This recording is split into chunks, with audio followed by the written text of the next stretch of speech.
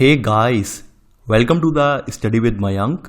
मैं हूं आपका मयंक और आज स्टार्ट करने जा रहे हैं कक्षा 11 की पाठ्य पुस्तक समाजशास्त्र का परिचय। देखिए यहाँ पर आज आपका जो अध्याय पहला है, यहाँ पर हम जानेंगे समाजशास्त्र और समाज के बारे में। तो चलिए स्टार्ट करते हैं आज का वीडियो, देखते हैं हमें क्या क्या डिस्कस करना है। यहाँ पर बात कर लें हम समाजशास्त्र की। देखिए थोड़ा इस चैप्टर स्टार्ट करने से पहले मैं इसकी थोड़ी जो भूमिका है, भूमिका का वर्णन कर देता हूँ ताकि आपको आसानी हो जाएगी समाज को समझने में, समाजशास्त्र को पढ़ने में। सबसे पहले अगर हम बात करें कि समाजशास्त्र की अभिव्यक्ति हमें कहाँ पर देखने को मिलती है, हम कहाँ पर सबसे पहले समाज का अनुभव करते हैं, वो मैं बताता हूँ। देखिए जब कोई बच्चा जन्म लेता है तो ऑब्वियस सी बात है, जन्म लेते समय वहाँ पर उसका परिवार होता है, यानी माता पिता होते हैं। तो सबसे पहला समाज उसका वही होता है, यानी बच्चे का जो सबसे पहला समाज होता है वो परिवार होता है। परिवार के भीतर ही रहकर वो सीखता है क्या अच्छा है क्या बुरा है। अब जब परिवार से थोड़ा ग्रो हो जाता है, यानी परिवार में बच्चा थोड़ा बड़ा हो जाता है, बड़ा होने के बाद स्कूल वगैरह में जाता है, यानी विद्यालय जाता है, तो विद्यालय में उसका एक दूसरा समाज क्रिएट होता है, यानी कि दूसरे समाज के साथ इंटरेक्शन होता है। तो यहाँ पर ऐसे ऐसे जैसे जैसे विकास की अवस्थाओं में बच्चा जो बड़ा होता जाता है वो विभिन्न समाजों के साथ अंतःक्रिया करता है, और ऐसे करके जो विभिन्न समाज जो है उसको उनके साथ उसका इंटरेक्शन हो रहा है, तो वो कहीं ना कहीं वो जो समाज है उसके व्यवहार में परिवर्तन वो लेकर आते हैं। कुछ करने या ना करने, पसंद या नापसंद में उन सभी समाजों की भूमिका एक अहम होती है। ये बात आप स्पष्ट रूप से जान लीजिए। आपने सुना भी होगा कि मनुष्य एक सामाजिक प्राणी है। सामाजिक प्राणी क्यों है? क्योंकि मनुष्य जो है कहीं ना कहीं अपने इर्द गिर्द सभी लोगों के एक समूह में रहता है, और वो समूह जो है सभी लोगों का जो है इसके आसपास मौजूद जो समूह है वो वास्तव में एक समाज की रचना करते हैं। तो सबसे पहला हमारा समाज कहाँ होता है? एक बच्चे के लिए उसका परिवार होता है। परिवार में माता पिता, भाई बहन और भी दादा दादी, जो भी परिवार हो उसका, तो वहां पर सबसे पहले उसको अनुभव करता है कि वास्तव में क्या सही है क्या गलत है। ठीक है, तो ये समाज के बारे में आप ये थोड़ा सा जान गए। अब बात करते हैं कि भाई चैप्टर की स्टार्टिंग कैसे की गई है। चैप्टर की स्टार्टिंग में यहाँ पर एक 4 कहानियां दी हुई हैं। 4 कहानियों का मतलब ये है 4 यहाँ पे वाक्य दिए हुए हैं। पहला एक सुझाव दिया है यहाँ पर कि भाई मेहनत से पढ़ाई करोगे तो जीवन में आप सफलता पाओगे। यानी कि यहाँ पर एक सुझाव एक समाज ने हमें ये दिया कि आप मेहनत से पढ़ाई करोगे तो जीवन में सफलता पाओगे। यानी कि पहले सुझाव में हमें यहाँ पे साफ साफ नजर आ रहा है कि आप अपनी सफलता और जो आपकी असफलता के लिए आप स्वयं जिम्मेदार हो, कोई और नहीं है। यहाँ पर केवल आपको रियलाइज करवाया गया, आभास दिलाया गया है कि अगर आप आज अच्छा करोगे, आज आप मान लीजिए आप लगन से पढ़ोगे तो इसका रिजल्ट बेटर मिलेगा। एक अगला यहाँ पे समूह है, एक दूसरा सुझाव यहाँ पर एक और देता है समूह। ये सुझाव यहाँ पर ये कह रहा है कि भाई यदि आप विषय या इस विषय या विषयों के समूह की पढ़ाई करेंगे तो भविष्य में अच्छी नौकरी मिलने की ज्यादा संभावना रहेगी।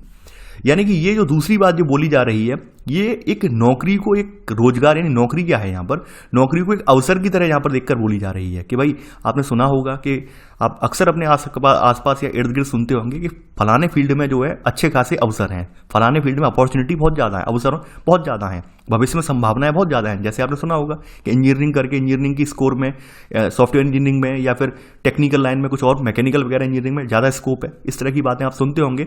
तो ये बातें आप सुनते कहाँ से हैं? ये आप अपने इर्द गिर्द जो मौजूद लोग हैं जो इन सब चीज़ों का अनुभव कर चुके हैं उनके द्वारा ये बातें आप सुनते हो कि भाई इस चीज़ का ये यहाँ पर है, इस चीज़ का ये यहाँ पर ज़्यादा स्कोप है। तो आप उन सबको ध्यान में रखते हुए अपनी एक राय या अपना एक मत तैयार करते हो कि भाई हमें ये करना है या ये नहीं करना है। तो दूसरा सुझाव जो देने वाला है वो भी समाज ही है। ठीक है, यहाँ समाज जो सुझाव दे रहा है वो आपको यहाँ पर ये सुझाव दर्शाता है कि आपके व्यक्तिगत प्रयास के अलावा नौकरी का एक बाजार है। तो ये यहाँ पर नौकरी का एक बाजार है, तो उस नौकरी के बाजार के अनुसार आपको भी जो है वहाँ पर प्रिपेयर होना होगा, तभी आप अपने आप को वहाँ पर साबित कर पाओगे या तभी आप अपने आप की नौकरी अच्छी ले पाओगे। तीसरा यहाँ पे सुझाव एक और दिया जाता है समाज में।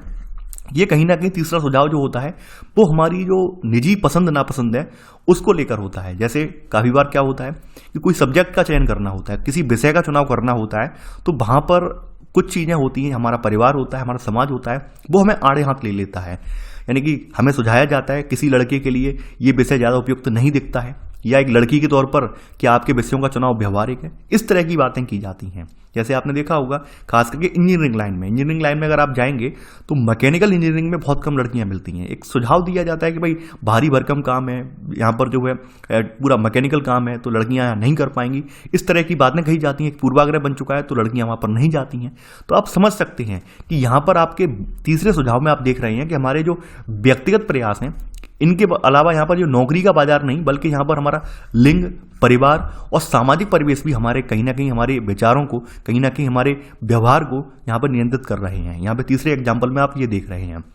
चौथा एग्जाम्पल, चौथा सुझाव एक और दिया जाता है यहाँ पे। चौथा सुझाव ये दिया जाता है कि मान लीजिए आप किसी यहाँ पर वीकली, जहाँ पर इकोनॉमिक बैकग्राउंड है आपका, यानी कि आपका परिवार की जो आर्थिक पृष्ठभूमि है ज़्यादा बेटर नहीं है, आपका परिवार आपको बहुत ज़्यादा दिन तक आपका खर्चा उठाने के लिए सक्षम नहीं है, तो आपको ऐसा नौकरी चुननी चाहिए या ऐसी तैयारी करनी चाहिए जहाँ पर आपको जल्दी से जल्दी नौकरी मिल जाए, शीघ्रता से नौकरी मिल जाए, ताकि आप जो है अपने परिवार का कुछ ना कुछ भला कर सकें, अपने परिवार का भी सहयोग कर सकें। तो इस तरह की बात कही जाती है। यानी कि हम यहाँ पे चारों एग्जाम्पल में देख सकते हैं, यहाँ पर व्यक्ति, यानी कि आप देख रहे हो व्यक्तियों के मुद्दे अलग अलग हैं, लेकिन यहाँ पे राय देने वाले जो व्यक्ति हैं उन सभी के सामाजिक परिवेश अलग अलग हैं, एक जैसे नहीं है, उन सभी के अलग अलग हैं। ऑब्वियस सी बात है, जो चौथा सुझाव देने वाले व्यक्ति होंगे तो ये ऑब्वियस सी बात है परिवार के ही लोग होंगे, यानी आपके माता पिता भी होंगे। तमाम बच्चों के साथ ये होता है, तमाम बच्चे कुछ बड़ा करना चाहते हैं, उन्हें ज़्यादा रिसोर्सेज की आवश्यकता होती है, लेकिन पारिवारिक पृष्ठभूमि के कारण या परिवार में जो आर्थिक स्थिति बेटर ना होने के कारण उन्हें जो है अपने भविष्य के सपनों को दबाना पड़ता है। अपने भविष्य के सपनों को लेकर जो लोग ज़्यादातर मतलब प्रयत्नशील रहना चाहते हैं, वो उन्हें भी अपने सपनों को त्यागना पड़ता है। उन्हें लगता है कि छोटी मोटी नौकरी कर लेंगे, पहले अपना परिवार पालेंगे, उसके बाद अपने सपने जब बचेंगे तो सपने देख लेंगे, वरना कोई बात नहीं। तो ये आप समझ रहे होंगे, कहीं ना कहीं ये चारों चीज़ें कहीं ना कहीं हो रही हैं। तो यहाँ पर सामाजिक कारक, यानी ये इन सब में कुछ अन्य सामाजिक कारक भी हैं इसके अलावा, जो हमारे कहीं ना कहीं परिणाम को निर्धारित करने में एक महत्वपूर्ण भूमिका निभाते हैं। यानी कि हमारे जो परिणाम हैं, इन सब में जो सामाजिक कारक आपके हैं, वो ये सब एक इम्पॉर्टेंट रोल निभाते हैं कि हम क्या करना चाह रहे हैं, क्या नहीं करना चाह रहे हैं। हमारे व्यक्तिगत प्रयास तो हैं ही हैं, लेकिन हमारा समाज जो है वो समाज भी हमें बताता है कि क्या करना है, क्या नहीं करना है, और उसी के अनुसार हमारा जो है मनोवृत्ति तैयार होती है, हमारी मेंटलिटी तैयार होती है, हमें क्या करना है और क्या नहीं करना है। ठीक है, तो ये बात आपको समझ में आ गई होगी। आगे बढ़ते हैं। अब यहाँ पर एक अगला प्रश्न पूछा गया है। यहाँ पर यह प्रश्न किया गया है कि मान लीजिए यह कौन डिसाइड करेगा कि एक अच्छी नौकरी क्या है, और एक अच्छी नौकरी के बारे में क्या सभी समाजों की एक जैसी सोच है? बिल्कुल नहीं है। ऑब्वियस सी बात है कि एक अच्छी नौकरी क्या है, ये डिपेंड करता है आप किस सामाजिक परिवेश से बिलोंग करते हैं। फॉर एग्जाम्पल, मान लीजिए आपके परिवार जो है, आपका परिवार एक आईएएस फैमिली वाला परिवार है, यानी आपकी पिता जो है एक आईएएस ऑफिसर हैं, माता जो है आपकी एक आईपीएस हैं। ठीक है, एग्जाम्पल ले रहा हूं मैं, इमेजिन कर रहे हैं हम। ठीक है, यानी आप एक हाई क्लास, एक ऑफिसर रैंक वाली फैमिली से बिलोंग करते हैं। अब उस फैमिली में से होकर और आप कोई ये सोचें कि हम एक टीचिंग लाइन की, प्राइमरी टीचिंग लाइन की जॉब ले लें, तो ये हमारे लिए बहुत बड़ा अचीवमेंट होगा। यकीन मानिए आपके परिवार वाले आपको ऐसा बिल्कुल नहीं करने देंगे। उनके लिए नागवार गुजरेगा। उन्हें ये लगेगा कि भाई सामाजिक जो हमारी इज्जत बनी हुई है, जो हमारी समाज में इज्जत बनी हुई है, उसका क्या होगा। ठीक है, यानी कि अगर मान लीजिए आपने फर्स्ट अटेम्प्ट में ही प्राइमरी की जॉब ले ली, फिर भी आपके लिए अचीवमेंट ये नहीं माना जाएगा। आपके माता पिता आपके लिए अचीवमेंट नहीं मानेंगे, कहेंगे नहीं ये अच्छी नौकरी नहीं है। अच्छी नौकरी कब होगी? जब आप उनकी ही रैंक की, उनके ही लेवल की नौकरी प्राप्त करोगे, तब उनके लिए ये मायने रखेगा कि आप जो है कुछ अच्छा अचीव किया, आपने अच्छी नौकरी यहाँ पर ली है। तो ये जो सोच है, ये सभी समाजों में एक जैसी नहीं है। ये डिपेंड करती है समाजों की संरचना में, खास करके हैसियत। ठीक है, यहाँ पे हैसियत वाला शब्द आ जाता है यहाँ पर कि भाई मान लीजिए एक मजदूर वर्ग का व्यक्ति है, और मजदूर वर्ग के व्यक्ति के एक बच्चे की, उसके बेटे की कहीं मान लीजिए टीचिंग लाइन में जॉब लग जाती है, तो उसके लिए बहुत बड़ी उपलब्धि है। यकीन मानिए बहुत बड़ी उपलब्धि है उसके लिए। तो यहाँ पर वही उपलब्धि हर किसी के लिए एक जैसी नहीं है। ठीक है, तो आप समझ रहे होंगे कि समाज कैसे कैसे विभक्त है। यानी यहाँ पे अमीर और गरीब में भी यहाँ पे समाज बने हुए हैं, मध्यम वर्गीय समाज भी बना हुआ है, मध्यम वर्गीय परिवारों में भी एक समाज बना हुआ है, उनकी एक अलग सोच है। दूसरी बात यहाँ पर एक चीज़ और निकल कर आती है, इन सब के अलावा समाज में एक चीज़ और देखने को मिलती है हमें, जातिगत आधार पर भेद। यानी कि तमाम बार क्या होता है कि अच्छी नौकरी आपको नहीं मिली है या अच्छी नौकरी मिल गई है, सपोज दैट, और आपकी जाति में या आपके ही समुदाय में कोई और व्यक्ति भी हैं जो ये नौकरी कर रहे हैं या इससे भी ऊपर हैं, तो आपको लगता है कि नौकरी बेटर नहीं है, कुछ और करना चाहिए हमें। तो इस तरह के तमाम जो चीज़ें हैं वो आपके कहीं ना कहीं इर्द गिर्द मौजूद समाज को देखकर ये आपकी धारणाएं बनती हैं, अच्छा क्या है, बुरा क्या है। ठीक है, आगे बढ़ते हैं। यहाँ पर अब यहाँ पर बताया गया कि प्रत्येक विद्यार्थी को तरक्की हेतु मेहनत से अध्ययन अवश्य करना चाहिए, लेकिन वह कितना अच्छा कर पाता है यह सामाजिक कारकों के पूरे समुच्चय द्वारा निर्धारित होता है। यानी हर कोई व्यक्ति अपने अपने तरीके से अध्ययन करता है, हर कोई यही चाहता है कि हम ज़्यादा से ज़्यादा मेहनत करें, ज़्यादा से ज़्यादा अचीव करें, लेकिन डिपेंड क्या करता है, इस सामाजिक कारकों के द्वारा डिपेंड करता है कि सामाजिक कारकों का एक पूरा समुच्चय बना हुआ है, चाहे आपके परिवार वाले हों, आपके मित्रगण हों, हो सकता है आपके कुछ स्कूल फ्रेंड हो, या फिर आपने कोई टेक्निकल डिग्री वगैरह ली हो तो उस कोर्स में पढ़ने वाले साथ में फ्रेंड हो। तो ये पूरा एक समाज के समुच्चय तय करते हैं कि आप कहाँ तक पहुँच पाए हैं। जैसे फॉर एग्जाम्पल कोई बच्चा बहुत अच्छे खासे स्कूल में पढ़ा हुआ हो और उसकी नौकरी नहीं लग पाई हो, या फिर जिस तरह से उसने पढ़ाई की है उस हिसाब से उसे अचीव नहीं कर पाया हो, तो उसे कुंठा का भाव एक मन में आ जाता है कि भाई हमने इतना किया, इतना हम पढ़कर आए, ये चीज़ें हम यहाँ इतने हाई क्लास स्कूल में पढ़े, हाई क्लास हमने यहाँ पे डिग्री ली, फिर भी कुछ नहीं कर पाए, तो एक कुंठा का भाव आ जाता है। तो यहाँ पर आपकी सफलता विफलता यानी आपका निष्पादन कितना बेटर हो पाया है, ये पूरा एक सामाजिक कारकों का पूरा समुच्चय ये निर्धारित करता है, जिसमें आपके परिवार वाले भी यहाँ पर शामिल है। देखिए परिवार को हम अलग नहीं कर सकते हैं, क्योंकि मैंने आपको पहले ही बात स्पष्ट कर दी है, परिवार आपका जो है वो आपकी समाज की पहली आपकी कह सकते हैं अभिव्यक्ति है, ठीक है। यानी परिवार के रूप में आपने सबसे पहले समाज का वहीं से अध्ययन करना, या समाज का जुड़ाव आपका पहले सबसे पहले वहीं से ही हुआ है, परिवार से ही हुआ है। तो ये आप देखेंगे। समाजशास्त्र करता क्या है, अब यहाँ पे बताया गया है। समाजशास्त्र आपका जो है ये मानव समाज का एक अंतः संबंधित समग्र के रूप में अध्ययन करता है, और किस तरह समाज और व्यक्ति एक दूसरे से अंतःक्रिया करते हैं ये यहाँ पर दिखता है। साफ साफ बात यह है समाजशास्त्र में होता क्या है कि भाई मानव समाज जो है अंतः संबंधित है, कहीं ना कहीं जुड़ा हुआ है, अपने परिवार से जुड़ा हुआ है, अपनी मित्र मंडली से जुड़ा हुआ है, जिस परिवेश में वो रह रहा है, बैठ रहा है, पढ़ रहा है या जो कुछ कर रहा है उन सब से जुड़ा हुआ है। और वो समाजों के स्वरूप जो है सबके अलग अलग हैं, एक जैसे नहीं है, सबके अलग अलग हैं। तो ऐसे करके उसका व्यवहार वगैरह, उसके व्यवहार में परिवर्तन वगैरह जो कुछ आ रहा है वो इन सब समाजों के प्रभाव की वजह से आ रहा है। तो समाजशास्त्र में इन सब का अध्ययन किया जाता है, खास करके देखा जाता है कि ये मानव जो है, ये जो व्यक्ति है वो समाज से कैसे अंतःक्रिया कर रहा है, वो यहाँ पर हम देखते हैं। तो आपके माइंड में समाजशास्त्र के बारे में जो परिभाषा है वो भी यहाँ पर आपके यहाँ स्पष्ट हो गई होगी। इसके अलावा समाजशास्त्र का एक कार्य और है, व्यक्तिगत समस्या और जनहित मुद्दे के बीच संबंध को जो स्पष्ट करना, कि भाई आपके कोई व्यक्तिगत पर्सनल प्रॉब्लम है और जनहित का मुद्दा है, इसके बीच में क्या संबंध है वो भी आप यहाँ पर देखेंगे। इसके बारे में आपको आगे बताया गया है कि भाई यहाँ पे व्यक्तिगत समस्याएं जो होती हैं वो जनहित के मुद्दे से कैसे टकराती हैं।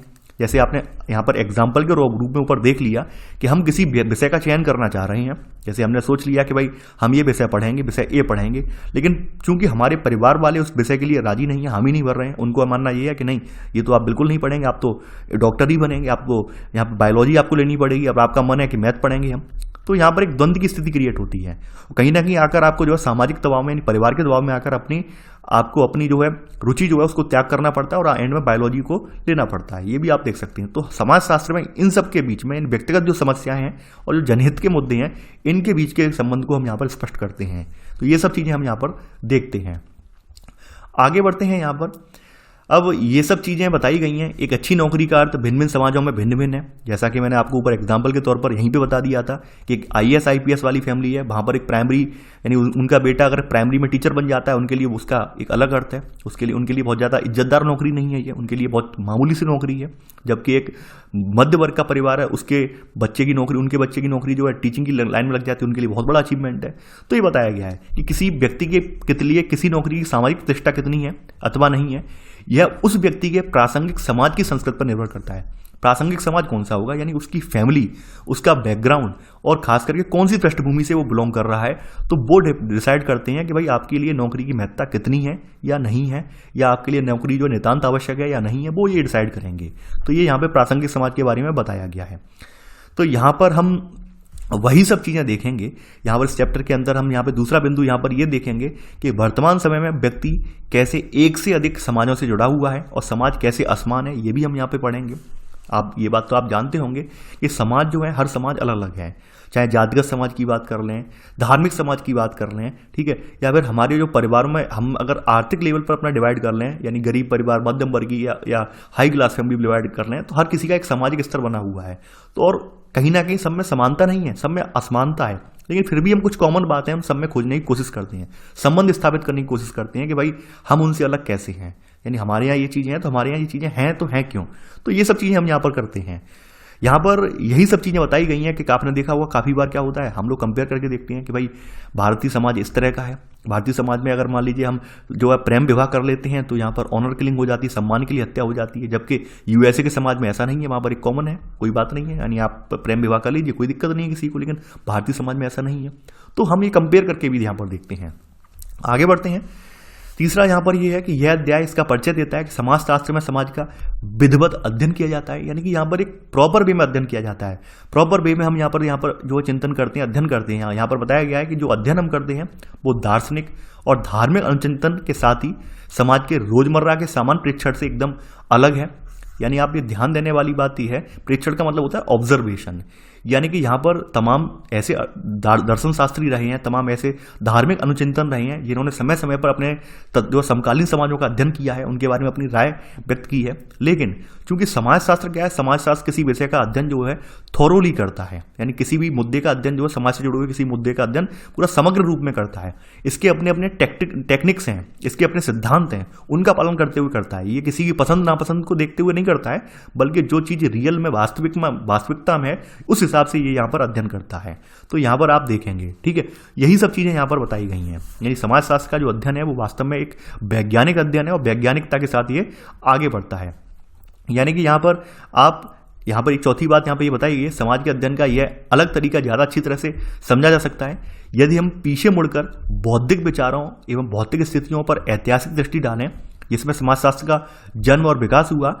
तो आप देखेंगे कि ये जो समाजशास्त्र का जन्म और विचार जो हुआ है खास करके पाश्चात्य दायरे में रहकर हुआ है। यानी कि ये सब जो समाजशास्त्र, आधुनिक समाज की अवधारणा वाले विचार निकल कर आए हैं, ये पाश्चात्य दायरे से निकल कर आए हैं। यानी कि समाज के बारे में जो सोच है, समाज के बारे में जो अध्ययन करने की प्रवृत्ति है जो तैयार हुई है, वो पाश्चात्य में ज़्यादा जल्दी तैयार हुई है। अब रीजन क्या है, पाश्चात्य में तैयार क्यों हुई है उसका भी रीजन मैं बता दे रहा हूँ। क्योंकि औद्योगिकरण वहाँ पर हो गया, औद्योगिकरण के उपरांत वहाँ पे समाजों में एकदम बदलाव आया। तो ऐसे करके तमाम जो सामाजिक चिंतक वगैरह आते हैं वो आपस में सोचने के लिए विवश हुए कि भाई समाज में इस तरह से परिवर्तन आया बाहर आए, तो ऐसा परिवर्तन जो है भविष्य के समाजों पर किस तरह का असर डालेगा। तो उसके लिए तमाम लोगों ने तमाम यहाँ पर सर्वे वगैरह किए हैं, तमाम निष्कर्ष निकाले हैं। तो कहीं ना कहीं हम ये मान सकते हैं कि भाई जो सामाजिक शास्त्र के वाले विचार हैं प्रॉपर वे में, वो पाश्चात्य से निकले हैं, लेकिन उनके परिणाम विश्वव्यापी पहुंच गए हैं, यानी पूरे भारत में भी पहुंच गए हैं। तो आप देखेंगे कि जो समाजशास्त्र है वो विश्वव्यापी रूप से निकल कर आपके भारत में भी इसका आगमन हुआ है, भारत में भी विचार ये पहुंचे हैं, ठीक है। तो इसलिए हम यहाँ पे समाजशास्त्र जो है कहीं किसी एक देश तक ना रहकर भारत तक भी पहुंचा है, तो ये बताया गया है, ठीक है। यहाँ पर वही सब चीज़ें कही गई हैं कि हम में से प्रत्येक की अपनी एक जीवनी है, हम में से प्रत्येक का एक जीवनी, यानी जीवनी का मतलब ये होता है कि आपका जीवन किस प्रकार से चला है, कैसे स्टार्टिंग हुई है, कैसे जन्म लिया, जन्म के समय आपकी फाइनेंशियल कंडीशन क्या थी, आपके परिवार की दशा क्या थी, आपने क्या क्या अचीवमेंट किया, आगे कहाँ तक गए आप, तो वो पूरा जीवनी बोली जाती है। तो वैसे ही समाजशास्त्र की भी एक जीवनी है, समाजशास्त्र का भी एक जीवन हुआ है, समाजशास्त्र का भी एक कहीं ना कहीं कल्पना जो है ये निकल कर आई है, ठीक है। तो वो सब चीज़ें हम यहाँ पर देखेंगे इस चैप्टर के तहत।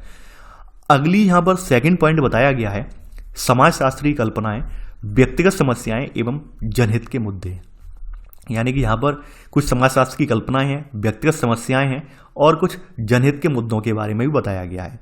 अब यहाँ पर जनहित के मुद्दों के बारे में बताने से पूर्व यहाँ पर एक कहानी है, यानी सी राइट मिल्स ने यहाँ पर लिखा है, सी राइट मिल्स इनका नाम है, समाजशास्त्री हैं, इन्होंने कुछ समाज के बारे में बताया गया है कि भाई समाजशास्त्री कल्पना में हमें क्या है, इतिहास और जीवन कथा को समझने और समाज में दोनों के संबंध को समझाने में सहायता करती है। यानी कि यहाँ पे साफ साफ मिल्स ने ये कहा है कि जो समाजशास्त्री कल्पना है वो हमें क्या करती है, इतिहास को और जीवन कथा को परस्पर कोरिलेट करने में, दोनों को समझने में, दोनों के संबंध स्थापित करने में मदद करती है। साथ ही साथ इन्होंने बताया है कि इसका मुख्य कार्य क्या है, सबसे अधिक परिणामदायक विभेद जिसके द्वारा समाजशास्त्री कल्पना कार्य करती है, यानी व्यक्तिगत समस्याओं और सामाजिक संरचना के जनहित के मुद्दे के बीच में क्या क्या संबंध है, या किस तरह से सामाजिक संरचना के जनहित के मुद्दे व्यक्तिगत समस्याओं को हल करते हैं या फिर उन्हें उलझाते हैं, ये सब समझने में मदद मिलती है। आगे बढ़ते हैं। अब सी राइट मिल्स ने कुछ और कथन लिखे हैं। सी राइट मिल्स ने बदलते हुए समाजों के बारे में बताया गया है। जैसे बताया है कि समकालीन इतिहास में आप देखेंगे तो यहाँ पर पुरुषों और स्त्रियों के सफलता असफलता के बहुत सारे तथ्य हैं। यानी आप ये उठा के देखेंगे, जब औद्योगिकरण हो रहा था तो वहाँ पे किसान एक श्रमिक बन जाता है, सामंत, यानी सामंत का मतलब जमींदार व्यक्ति एक जो है वो खत्म होकर क्या है, एक व्यवसायी बन जाता है। तो आप देखेंगे कि भाई समाज जो है समय के अकॉर्डिंग, समाज जो है जो आपका परिवर्तन के अकॉर्डिंग समाज में भी परिवर्तन आता है। यानी कोई वर्ग उठता है या गिरता है, एक व्यक्ति रोजगार लेता है या उसका रोजगार छूटता है, तो ये सब चीज़ें हमें दिखाई देती हैं। तो यहाँ पे बताया गया कि मान लीजिए कोई युद्ध हो रहा है, इन्होंने बताया है कि जब मान लीजिए युद्ध हो रहा है तो एक बीमा एजेंट जो है एक रॉकेट लॉन्चर बन जाता है, एक स्टोर का क्लर्क रडारमैन बन जाता है। तो ऐसे ही हम यहाँ समझ सकते हैं कि एक व्यक्ति की जिंदगी में एक समाज या इतिहास जो है ये हमेशा सर्वदा एक जैसा नहीं रहता है, बल्कि परिवर्तनशील रहता है। जैसी जरूरत है वैसा ही समाज क्रिएट हो जाता है। जैसे औद्योगिकरण हुआ, औद्योगिकरण के दौरान आपने देखा होगा जो पहले वाला समाज था एकदम बदल गया, अब यहाँ पर मजदूर वर्ग निकल कर आया है, ठीक है, श्रमिक वर्ग बन गया है, यानी किसान जो वर्ग था वो श्रमिक वर्ग बन गया है, यानी अब यहाँ पर आप व्यवसायी वर्ग का उदय हो गया है। वो आप देखेंगे समाज में एक अलग परिवर्तन यहाँ पर में देखने को मिला है। तो यहाँ पर वही सब चीज़ें बताई गई समाज कैसे बदलते हैं।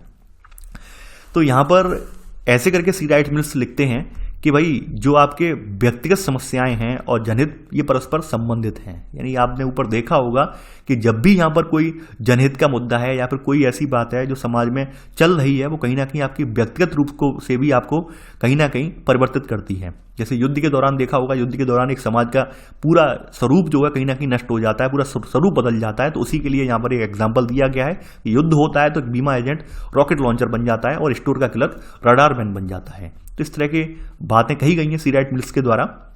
आगे बढ़ते हैं। अब देखिए यहाँ पर ऐसे करके कुछ योजनाएं वगैरह हैं, वैसे इनके बारे में पढ़ चुके हैं आप, इन पर एक बार नजर आप डाल लेना, बीच बीच में जिक्र किया गया है इनका। अगली हेडिंग आपकी जो है ये है यहाँ पर समाजों में बहुलताएं एवं असमानताएं।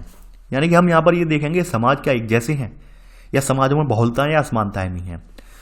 अगर वर्तमान समय को उठाकर देखें तो हम यहाँ पर देखते हैं कि एक से ज्यादा समाजों से हम जुड़े हुए हैं, और जुड़ने का रीजन ही यही है कि भाई आज इंटरनेट का युग है। तो इंटरनेट के युग में हमें पता रहता है कि हर समाज में क्या चल रहा है, यानी कुछ भी घटित होता है आपके पास तत्काल न्यूज आ जाती है, भाई फलाने समाज में ये घटना घटित हुई है।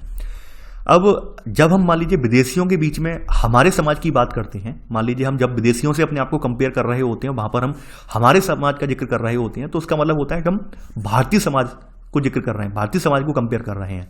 और जब हम भारतीयों के बीच में हमारे समाज की बात कर रहे हैं तो वहां पर हमारा समाज क्या हो जाएगा, भाषा हो जाएगी, समुदाय हो जाएगा, धर्म, जाति या जनजाति, इस संदर्भ में हम बात कर रहे होते हैं। यानी कहने का मतलब ये है कि जब हम विदेशियों के साथ अपना कंपेयर करते हैं, समग्र रूप में करते हैं, समझ रहे हैं आप, यानी विदेशियों के साथ अगर हम कंपेयर कर रहे हैं तो एक समग्र रूप में करते हैं, भारत की जो समाज का समग्र रूप क्या है उसके रूप में कंपेयर करते हैं।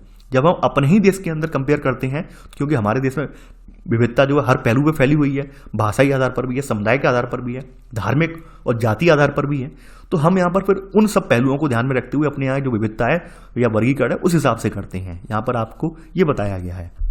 अब जैसे यहाँ पर कुछ चीज़ें बताई गई हैं, यहाँ पर बताया गया कि ये विविधता जो है इस बात का निर्णय करने में कठिनाई पैदा करती है कि हम किस समाज की बात कर रहे हैं। ऑब्वियस सी बात है, कभी कभी ये विविधता जो हमारे लिए है, जो एकता में विविधता, यानी कि हमारी जो अनेकता में विविधता की बात जो है हमारे लिए, ठीक है, यानी कि एक विविधता में एकता की बात यह कभी कभी हमारे लिए कष्टदायी हो जाती है। कभी कभी हम ये डिसाइड नहीं कर पाते हैं कि हम क्या कहना चाह रहे हैं और क्या इसका निष्कर्ष निकालना चाह रहे हैं, यानी कभी कभी हम इसमें कंपेयर नहीं कर पाते हैं।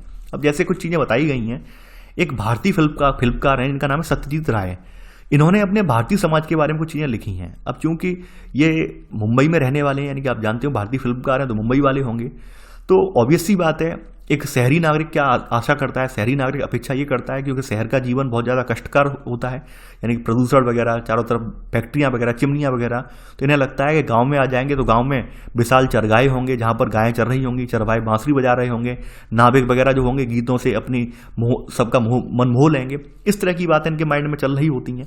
ये कुछ अपने बताया गया है, ये इतिहास में पीछे अपने महाकाव्य वगैरह जो हैं इन पर भी थोड़ा फॉलो करते हैं, अमल करते हैं, ये चीज़ें बताई गई हैं। लेकिन ऐसा नहीं है कि जैसा ये सोच रहे हैं, जैसा ये गांव के बारे में अपनी सोच रख रहे हैं, जरूरी नहीं है गांव की सोच ऐसी ही हो। तो यहाँ पर अब गांव का डिफरेंस भी बताया गया है कि शहरी नागरिक तो ऐसे सोच रहा है, शहरी व्यक्ति ऐसे सोच रहा है कि शहर से निकलकर, शहर की भीड़भाड़ से निकलकर गांव जो है साफ सुथरे हैं, गांव में कोई दिक्कत नहीं है। लेकिन ऐसा नहीं है, गांव साफ सुथरे हैं, गांव में भी बहुत सारी परेशानियां हैं। फॉर एग्जाम्पल आपके सामने आपने देखा होगा कि ग्रामीण स्तर से लोग पलायन क्यों कर रहे हैं। मोस्टली पलायन जो होता है एक तो जातिगत भेद के आधार पर होता है, जातिगत जो दमन होता है, जातिगत जो संघर्ष होता है, उसकी वजह से तमाम लोग क्या होते हैं, अपना मूल या पैतृक आवास छोड़कर शहरों की ओर पलायन कर जाते हैं। दूसरी बात यह है जातियों का बोलबाला, जो जातिगत बोलबाला है ग्रामीण स्तर पर सबसे ज़्यादा होता है। तो इस वजह से भी तमाम लोग क्या होते हैं, तमाम लोग ये सोचते हैं कि भाई गांव ग्रामीण स्तर पर हम कहीं ना कहीं हमारा लगातार टकराव हो रहा है, या फिर हमारे लगातार हमें जो लोग इज्जत वगैरह नहीं देते हैं या बेइज्जत करते हैं, तो इससे बेटर है शहर में हम रोजी रोटी कमाएंगे, कोई वहाँ पर हमसे कहने सुनने वाला नहीं होगा, अपना करेंगे अपना खाएंगे। तो गाँव का व्यक्ति ये सोचता है। तो कहीं ना कहीं हर किसी की सोच अपने अपने समाज को लेकर अलग अलग सोच बनी हुई है। यहाँ पर इन पैराग्राफ के जरिए लेखक का अभिप्राय केवल यही दर्शाना था कि समाज में सभी की सोच एक जैसी नहीं है, जो जैसे समाज में रह रहा है वो दूसरे समाज के बारे में उसकी अलग धारणाएं बनी हुई हैं। अब जैसे यहाँ पर आगे बढ़ते हैं, यहाँ पर बताया गया है हंगर के बारे में बताया गया है। एक व्यक्ति यहाँ पर, एक बच्चा जो है कटोरा लेकर मांग रहा है, एक बच्चा के हाथ में बर्गर है, आप देख रहे हो किस तरह से स्माइल पेश कर रहा है, ठीक है। आप देख रहे हैं एक तरफ यानी कि यहाँ पर बस्ट दैट फैट, यानी कि कैसे बच्चे मोटे होते आ रहे हैं, एक तरफ किसान जो कृषक जो खेतों में काम कर रहा है, दूसरी तरफ देख रहे होंगे मजदूर जो है एक जगह फैक्ट्री काम कर रहा है, डॉक्टर जो अस्पताल में काम कर रहे हैं। यानी ये सब बहुलताएं, असमानताएं ये सब दर्शा रहे हैं। कहीं ना कहीं ये सब जो काम है या काम करने वाले पेशे हैं, कहीं ना कहीं असमानताएं या बहुलताएं प्रदर्शित कर रहे हैं। तो सत्यजीत राय ने यहाँ पर सत्यजीत राय की जो अपनी राय थी गांव नजरिए के रूप में, शहर से निकलकर गांव का नजरिया कैसा होगा, गांव कैसे होंगे, तो उनकी हमने बात देख ली। अब यहाँ पर एक समाजशास्त्री नजरिए से गांव की तुलना की गई है कि दलित वर्ग की एक तुलना बताई गई है। यहाँ पर बताया गया है एक यहाँ पर व्यक्ति हैं जिनका नाम है फ्रीमैन। तो फ्रीमैन इंडिया का कहीं दौरा किया है इन्होंने, तो इन्होंने देखा है कि भाई जब मैंने उसे पहली बार देखा है तो गांव की एक छप्पर की एक छत वाली चाय की दुकान है, इसके सामने दूर बड़ी सड़क पर बैठा है, अपना गिलास और प्लेट अपने बगल में रखे हुए हैं और दुकानदार को एक मूक संकेत ये दे रहा है कि इसको चाय खरीदनी है, लेकिन ये अछूत है इसलिए ये अपने बर्तन लेकर आया है। तो ये कहीं ना कहीं ग्रामीण स्तर पर जो विभेद है ये प्रदर्शित कर रहे हैं। आप समझ रहे हैं, यानी कि सबकी अपनी अपनी राय बनी हुई है। इन्होंने जो है गांव में क्या देखा वो ये लिख रहे हैं, फ्रीमैन लिख रहे हैं। सत्यजीत राय ने शहर की भीड़भाड़ में क्या देखा, उन्हें लगता है गांव बहुत ज़्यादा बेटर है, तो उन्होंने गांव के बारे में ऐसी अपनी कल्पना बनाई। तो आप समझ सकते हैं कहीं ना कहीं समाजों के बारे में हम जैसी सोच रखते हैं, वास्तविकता दोनों में काफ़ी अंतर होता है। अब यहाँ पर एक चीज़ और है, ये नोट करके आप कहीं लिख लेना। भारत सरकार का जो आर्थिक सर्वेक्षण है ये बताता है कि हमारी जो सफाई सुविधाएं हैं वो मात्र 28% लोगों को ही मिल पाती हैं, हर किसी को नहीं, केवल 28% लोगों को ही प्राप्त हो पाती हैं। आगे बढ़ते हैं। अमर्त्य सेन ने कैसे भारतीय समाज का अध्ययन किया है, इन्होंने कैसे असमानता को समाजों के केंद्रीय बिंदु लेकर माने हैं। जैसे ये बताया है इन्होंने कि बताया कि भाई कुछ भारतीय अमीर हैं लेकिन अधिकांश नहीं है, कुछ भारतीय शिक्षित हैं लेकिन निरक्षर भी हैं, यहाँ पर कुछ यहाँ पर विलासिता की जिंदगी यहाँ पे गुजर बसर कर रहे हैं, कुछ यहाँ पर जी तोड़ परिश्रम कर रहे हैं, उन्हें कोई रिजल्ट निकल कर आ रहा है, कुछ राजनीतिक रूप से सक्रिय हैं, उनके पास तमाम अवसर हैं, कुछ के पास अवसर नहीं है। तो यहाँ पर बताया है कि ये असमानता के कुछ विभिन्न प्रकार हैं, इनमें से प्रत्येक के लिए गंभीर चिंतन की आवश्यकता है। तो यानी हर किसी ने अपने अपने नजरिए से समाज को देखा है। अमर्त्य सेन ने जो है थोड़ा समाजशास्त्री वाला समग्र नजरिया इस्तेमाल किया है और इन्होंने समाज में पूरी जो अवधारणा है भारतीय समाज के बारे में पूरी हर चीज़ की यहाँ पे एनालिसिस की है, उसके बाद अपने निष्कर्ष लिखा है, वो आप यहाँ पर देख पा रहे हैं। अगली हेडिंग आपकी जो है ये है समाजशास्त्र का परिचय, कि भाई समाजशास्त्र करता क्या है, किस तरह से कार्य करता है, किस तरह से अध्ययन करता है, वो हम देखेंगे। आप ये बात तो ऊपर ही पढ़ चुके हैं कि समाज का एक अंतर संबंधित समग्र के रूप में अध्ययन करता है। अंतर संबंधित का मतलब क्या है कि यहाँ पर व्यक्ति और जन समुदाय आपस में जुड़े हुए हैं, आपस में रहकर अपनी जो है कह सकते हैं जो कुछ करना है जो आपस में रहकर अंत्यक्रिया करते हैं। तो इन कल्पनाओं यानी इन जो चीज़ों का समाजशास्त्र जो है अध्ययन एक जो है समाजशास्त्र इन सरोकारों का अध्ययन करता है। ठीक है, आपके अंतर संबंधी समग्र के रूप में अध्ययन करता है। आपने देखा होगा कहीं ना कहीं जो कोई भी व्यक्ति है, व्यक्तिगत पसंद नौकरी वगैरह की बात हो तो वो चीज़ें आर्थिक, राजनीतिक, पारिवारिक, सांस्कृतिक एवं शैक्षणिक संस्थाएं जो है इन सबसे भी अंतर संबंधित है। और ये भी कहीं ना कहीं व्यक्ति की पसंद और नापसंद को जो है कहीं ना कहीं साइड में रखना या फिर उसे लाइक या डिसलाइक करने के लिए ये भूमिका निभाते हैं। यानी एक व्यक्ति का आर्थिक बैकग्राउंड, राजनीतिक या पारिवारिक बैकग्राउंड जो है ये कहीं ना कहीं व्यक्ति के जो अवसरों में कह सकते हैं अवसरों के लिए उसकी चाह है या फिर उसका जो निष्पादन है यानी वो कितना अचीव कर पा रहा है, कितना नहीं कर पा रहा है, तो उन सबको प्रभावित करने में इन सब जो कारकों की भी एक अहम भूमिका होती है। तो यहाँ बताया गया है कि ये देख सकते हैं कि व्यक्ति किस प्रकार से इससे बंधा हुआ भी है, ये हम यहाँ पर देखते हैं। आगे बढ़ देखेंगे यहाँ पर ऐसा नहीं है कि समाजशास्त्र में सभी ने समाज का अध्ययन नहीं किया है, हर व्यक्ति समाज के बारे में सोचता है। जैसे आप देखेंगे कि भाई लोगों ने हमेशा से उस समाज और समूह को देखा है जिसमें वे रहते आए हैं कई सारे युगों में। यानी आप देखेंगे भारतीय समाज की भी बात करें तो भारतीय समाज में ऐसा नहीं है कि अंग्रेजों के ज़माने में ही समाजशास्त्र की परिकल्पना का जन्म हुआ है, ऐसा नहीं है। हमारे यहाँ तमाम ऐसे लोग हुए हैं, तमाम ऐसे दार्शनिक या धार्मिक गुरु हुए हैं जिन्होंने समय समय पर तमाम पुस्तकें लिखी हैं भारतीय समाज के बारे में। ठीक है, समय समय पर चिंतन किया है। तो ये सब जो सोचते हैं यानी यहाँ तक कि केवल हमारा जो समाज के बारे में अवधारणा सीमित नहीं है, हम भी जो है हम सभी की अपनी रोजमर्रा की ज़िंदगी के बारे अलावा हम भी जो है दूसरे की ज़िंदगी के बारे में विचार करते हैं, दूसरे समाजों के बारे में भी हम भी अपनी राय व्यक्त करते हैं, अपनी धारणाएं रखते हैं। तो ये बताया गया है कि मानव होने के नाते नाते हम भी जो है अपनी एक सोच बना के चलते हैं, हम भी अपने समाज के लेकर चिंतित रहते हैं, हम भी अपने समाज को लेकर कहीं ना कहीं चर्चा करते हैं। वो सब बात इस आर्टिकल में लिखी हुई है। आगे बढ़ते हैं।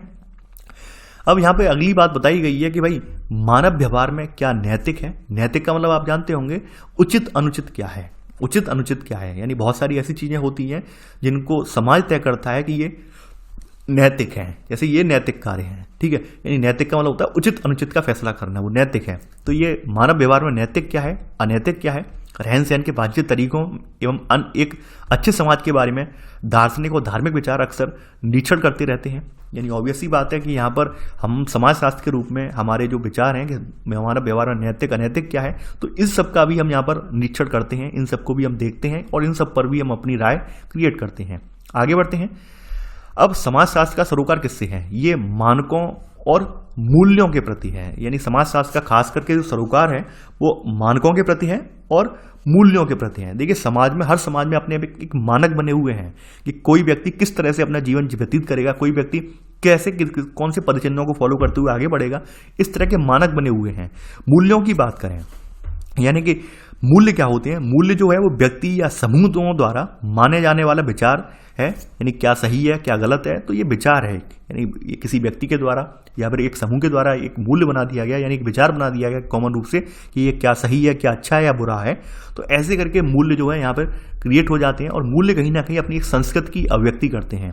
यानी मूल्य मानव संस्कृति की विभिन्नता के मुख्य पक्षों को भी दर्शाते हैं। तो हम यहाँ पर देखेंगे, तो यहाँ पर बताया गया है इन सब के बारे में। तो ये सब चीज़ें हैं। आपका समाजशास्त्र जो है इन सब के बताया गया, इसका सरोकार उस तरीके से है जिसके तहत वे वास्तविक समाजों में कार्य करते हैं। इन सब पर वो विचार करता है, चर्चा करता है। तो यहाँ पर समाजशास्त्री जो है अहम के रूप में एक इनकी जानकारियाँ इकट्ठी करते हैं। कुछ चीज़ें ऐसी भी हैं, बताया गया है कि समाजशास्त्रियों की कुछ चीज़ें ये भी होती हैं कि बहुत सारी बातें समाजशास्त्रियों के हजम नहीं होती हैं, समाजशास्त्रियों के प्रतिकूल होती हैं, उनके विचारों को पसंद आती हैं या नहीं आती हैं, लेकिन फिर भी उन्हें उनका अध्ययन करना पड़ता है। ठीक है, यानी यह बताया गया कि जब एक समाजशास्त्री समाज का अध्ययन कर रहा होता है तो वह जानकारियाँ इकट्ठा करता है, प्रेक्षण करता है, ऑब्जर्वेशन करता है, चाहे वह उसकी निजी पसंद के प्रतिकूल हो, यानी चाहे उसे पसंद आए या ना आए, लेकिन उसे समाज के, जब वो समाज का अध्ययन करेगा तो उन तथ्यों को साइड में नहीं रखेगा बल्कि प्रॉपर वे में अध्ययन करेगा, तभी वो किसी निष्कर्ष पे पहुंचता है। ये बात यहाँ पे बताई गई है। आगे बढ़ते हैं यहाँ पर। अब जैसे यहाँ पर पीटर बर्जर ने यहाँ पर एक असामान्य एक या फिर प्रभावकारी तुलना यहाँ पे पेश की है। जैसे एक एग्जाम्पल इन्होंने दिया है कि किसी राजनीतिक या सैनिक संघर्ष में विरोधी पक्ष के जासूसी तंत्र का इस्तेमाल, ठीक है, सूचनाओं को हथियाना काफी फायदेमंद होता है। अब निष्कर्ष तो ये है कि भाई जासूसी तंत्र किसी का हथियार लें तो बहुत बेटर रहेगा हमारे लिए, ठीक है, ये भी अच्छी बात है। लेकिन अब जासूसी तंत्र सफल कब होगा? जासूसी तंत्र सफल तब माना जाएगा जब वो पूर्वाग्रहों से मुक्त हो। यानी कि जासूसी तंत्र की सूचनाएं कैसी हो? किसी पूर्वाग्रहों से मुक्त हो सकता है ऐसा हो कि कोई ऐसा अधिकारी हो जो किसी एक समाज से नफरत करता हो, तो उसके बारे में, उस समाज के बारे में गलत गलत धारणाएं बना के अपने सीनियर अफसरों को भेज दे। हो सकता है वो सूचना गलत भी हो, ये भी हो सकता है। तो यहाँ पर जासूसी का महत्व तब रह जाएगा जब कोई भी व्यक्ति है या कोई विचारक है एकदम निष्पक्ष होकर ये सारी जो जानकारी जुटाएगा, तब इसका महत्व रह जाएगा। लेकिन वही व्यक्ति जो है अपने पसंद नापसंद के अकॉर्डिंग इन सब चीज़ों को देखेगा तो वास्तव में वो निष्पक्ष रहकर यहाँ पर उस समाज के बारे में, समाज की बात कर रहा हूँ, उस जानकारी को इकट्ठा नहीं कर पाएगा। ठीक है, तो यहाँ पर वही बताया गया है, इन सब चीज़ों के बारे में बताया गया। एक समाजशास्त्री भी इसी तरह ही है, काफ़ी हद तक एक जासूस की तरह ही है। ठीक है, तो एक जासूस क्यों है? क्योंकि बात यह है कि वो समाज को ऑब्जर्व कर रहा है, देख रहा है, दूर से बैठ के देख रहा है समाज में चल क्या रहा है।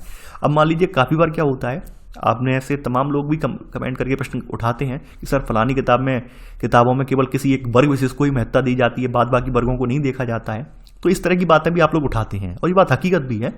समाजशास्त्र कहता ही है, समाजशास्त्र यही कहता है बार बार कि आप समाज के हर वर्ग को देखकर चलेंगे, हर परिस्थिति को देख के चलेंगे, किसी केवल और केवल एक परिस्थिति को देखकर ही अध्ययन नहीं करेंगे, विभिन्न पहलुओं को देखकर अध्ययन करेंगे, तभी आप एक निष्कर्ष पे पहुंच पाएंगे। अब जैसे एग्जाम्पल के तौर पर भी यहाँ बताया गया है कि भाई समाजशास्त्र की अगर प्रगति देखी जाए, यह तो एक जीव विज्ञानी के जैविकी ज्ञान की तरह है जिसका उपयोग या तो स्वस्थ करने के लिए या फिर खत्म करने के लिए किया जा सकता है। कहने का मतलब क्या है? कहने का मतलब यहाँ साफ साफ ये है कि आप अगर समाज का अध्ययन प्रॉपर तरीके से करेंगे, आप बिना भेदभाव के करेंगे, तो क्या होगा, हम समाज में मौजूद जो व्याप्त बुराइयां हैं, कुरीतियां हैं, उनके खिलाफ भी लड़ सकते हैं, प्रॉपर तरीके से उनके खिलाफ लड़ सकते हैं। अब मान लीजिए आप समाज का अध्ययन अपने खुद के निजी हितों के लिए या फिर खुद के लालच के लिए कर रहे हैं और मान लीजिए किसी एक समाज को आप दुराचारी दिखा दें, किसी एक समाज को आप गलत बता दें, तो क्या होगा, कहीं ना कहीं वो आप जो कर रहे हैं, अध्ययन कर रहे हैं, उस अध्ययन का कोई मतलब नहीं रह जाएगा और जो आपके द्वारा अध्ययन जो प्रसिद्ध किया जाएगा, उस अध्ययन को लेकर समाजों के बीच एक खाई क्रिएट हो जाएगी और वो खाई क्या होगी, एक संघर्ष का रूप पैदा कर देगी। तो यहाँ पर वही किया बताया गया है कि जीव विज्ञानी में जो जैविकी ज्ञान है वो क्या है, या तो किसी को स्वस्थ कर सकता है और या फिर किसी को खत्म कर सकता है। वैसे ही हमारे समाज का समाजशास्त्री जो अध्ययन करते हैं, या तो समाज की जो मूल बुराइयां हैं या मूल जो यहाँ पर कमियां हैं उनको उजागर करके उनका यहाँ पे निराकरण करने के बारे में सोचें, या फिर ये हो सकता है जो मूल बुराइयां हैं उन बुराइयों को छुपाने के लिए एक दूसरे पर ही जो है आरोप प्रत्यारोप मर दें। उससे क्या होगा, समाज में संघर्ष होगा, समाज कहीं ना कहीं आपस में आकर विघटित हो जाएगा। ठीक है, तो यहाँ पर प्रॉपर वे में अध्ययन करना चाहिए। पहली बात हमें यहाँ पर यह समझ में आई। आगे बढ़ते हैं।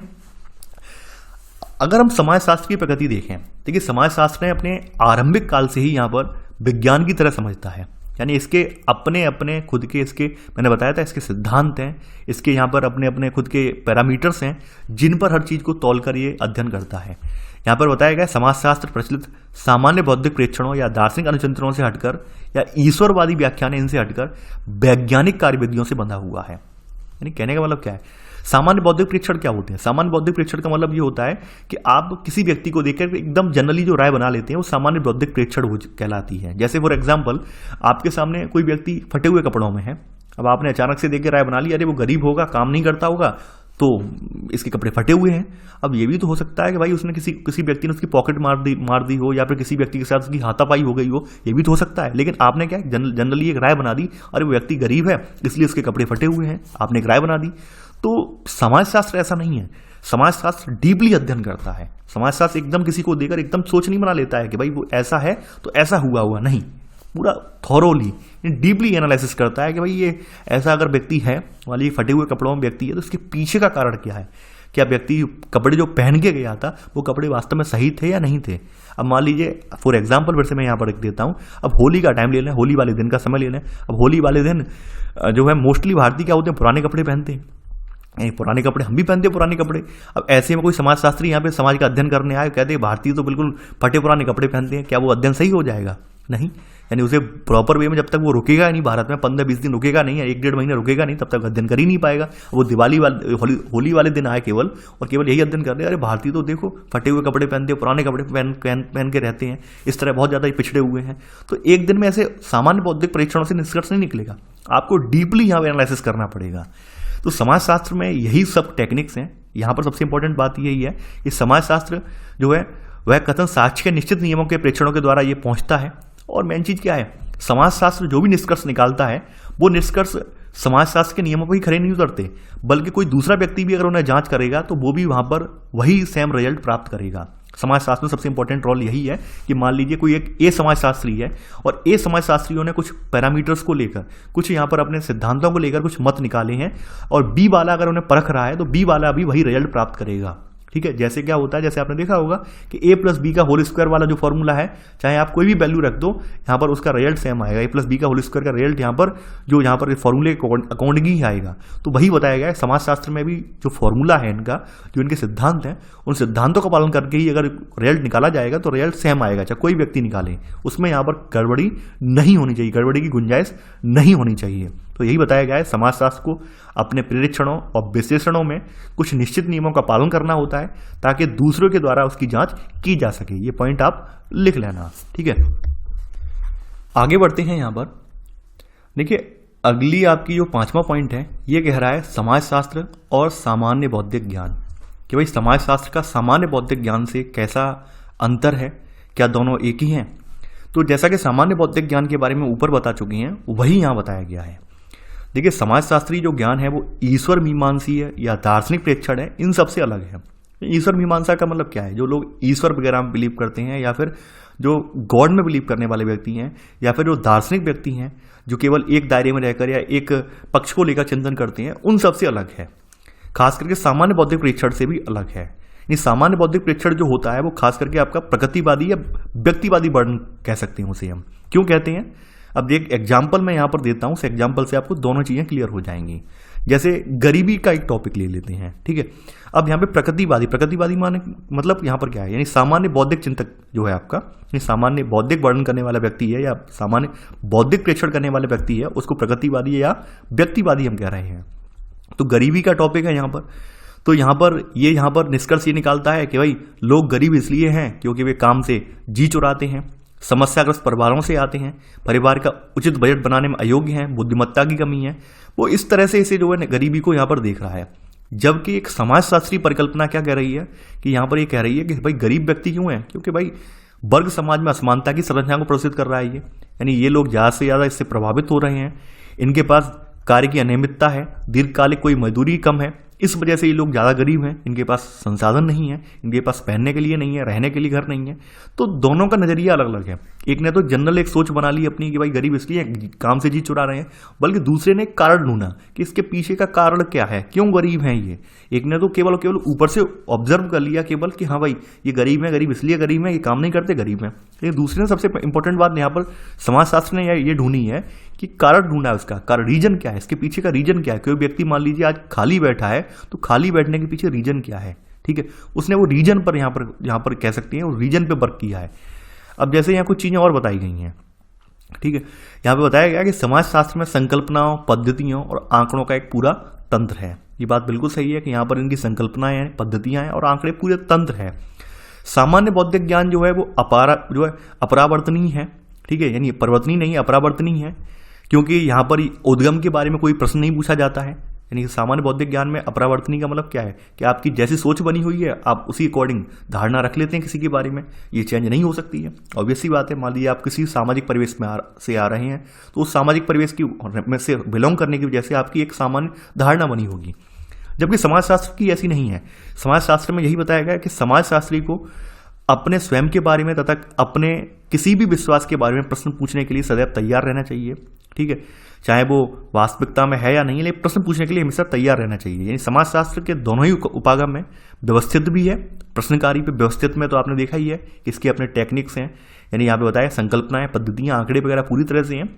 और यहाँ पर दूसरी बात यहाँ पर क्या है, यहाँ पर प्रश्नकारी भी हैं, वैज्ञानिक खोज की तरह से यहाँ भी प्रश्न पूछे जाते हैं, यहाँ भी एक कार्य कारण का संबंध स्थापित किया जाता है कि भाई कार्य है उसके पीछे क्या कारण है, ठीक है, पूरा निष्कर्ष निकाला जाता है। यहाँ पर ये चीज यहाँ पर बताई गई है, ठीक है।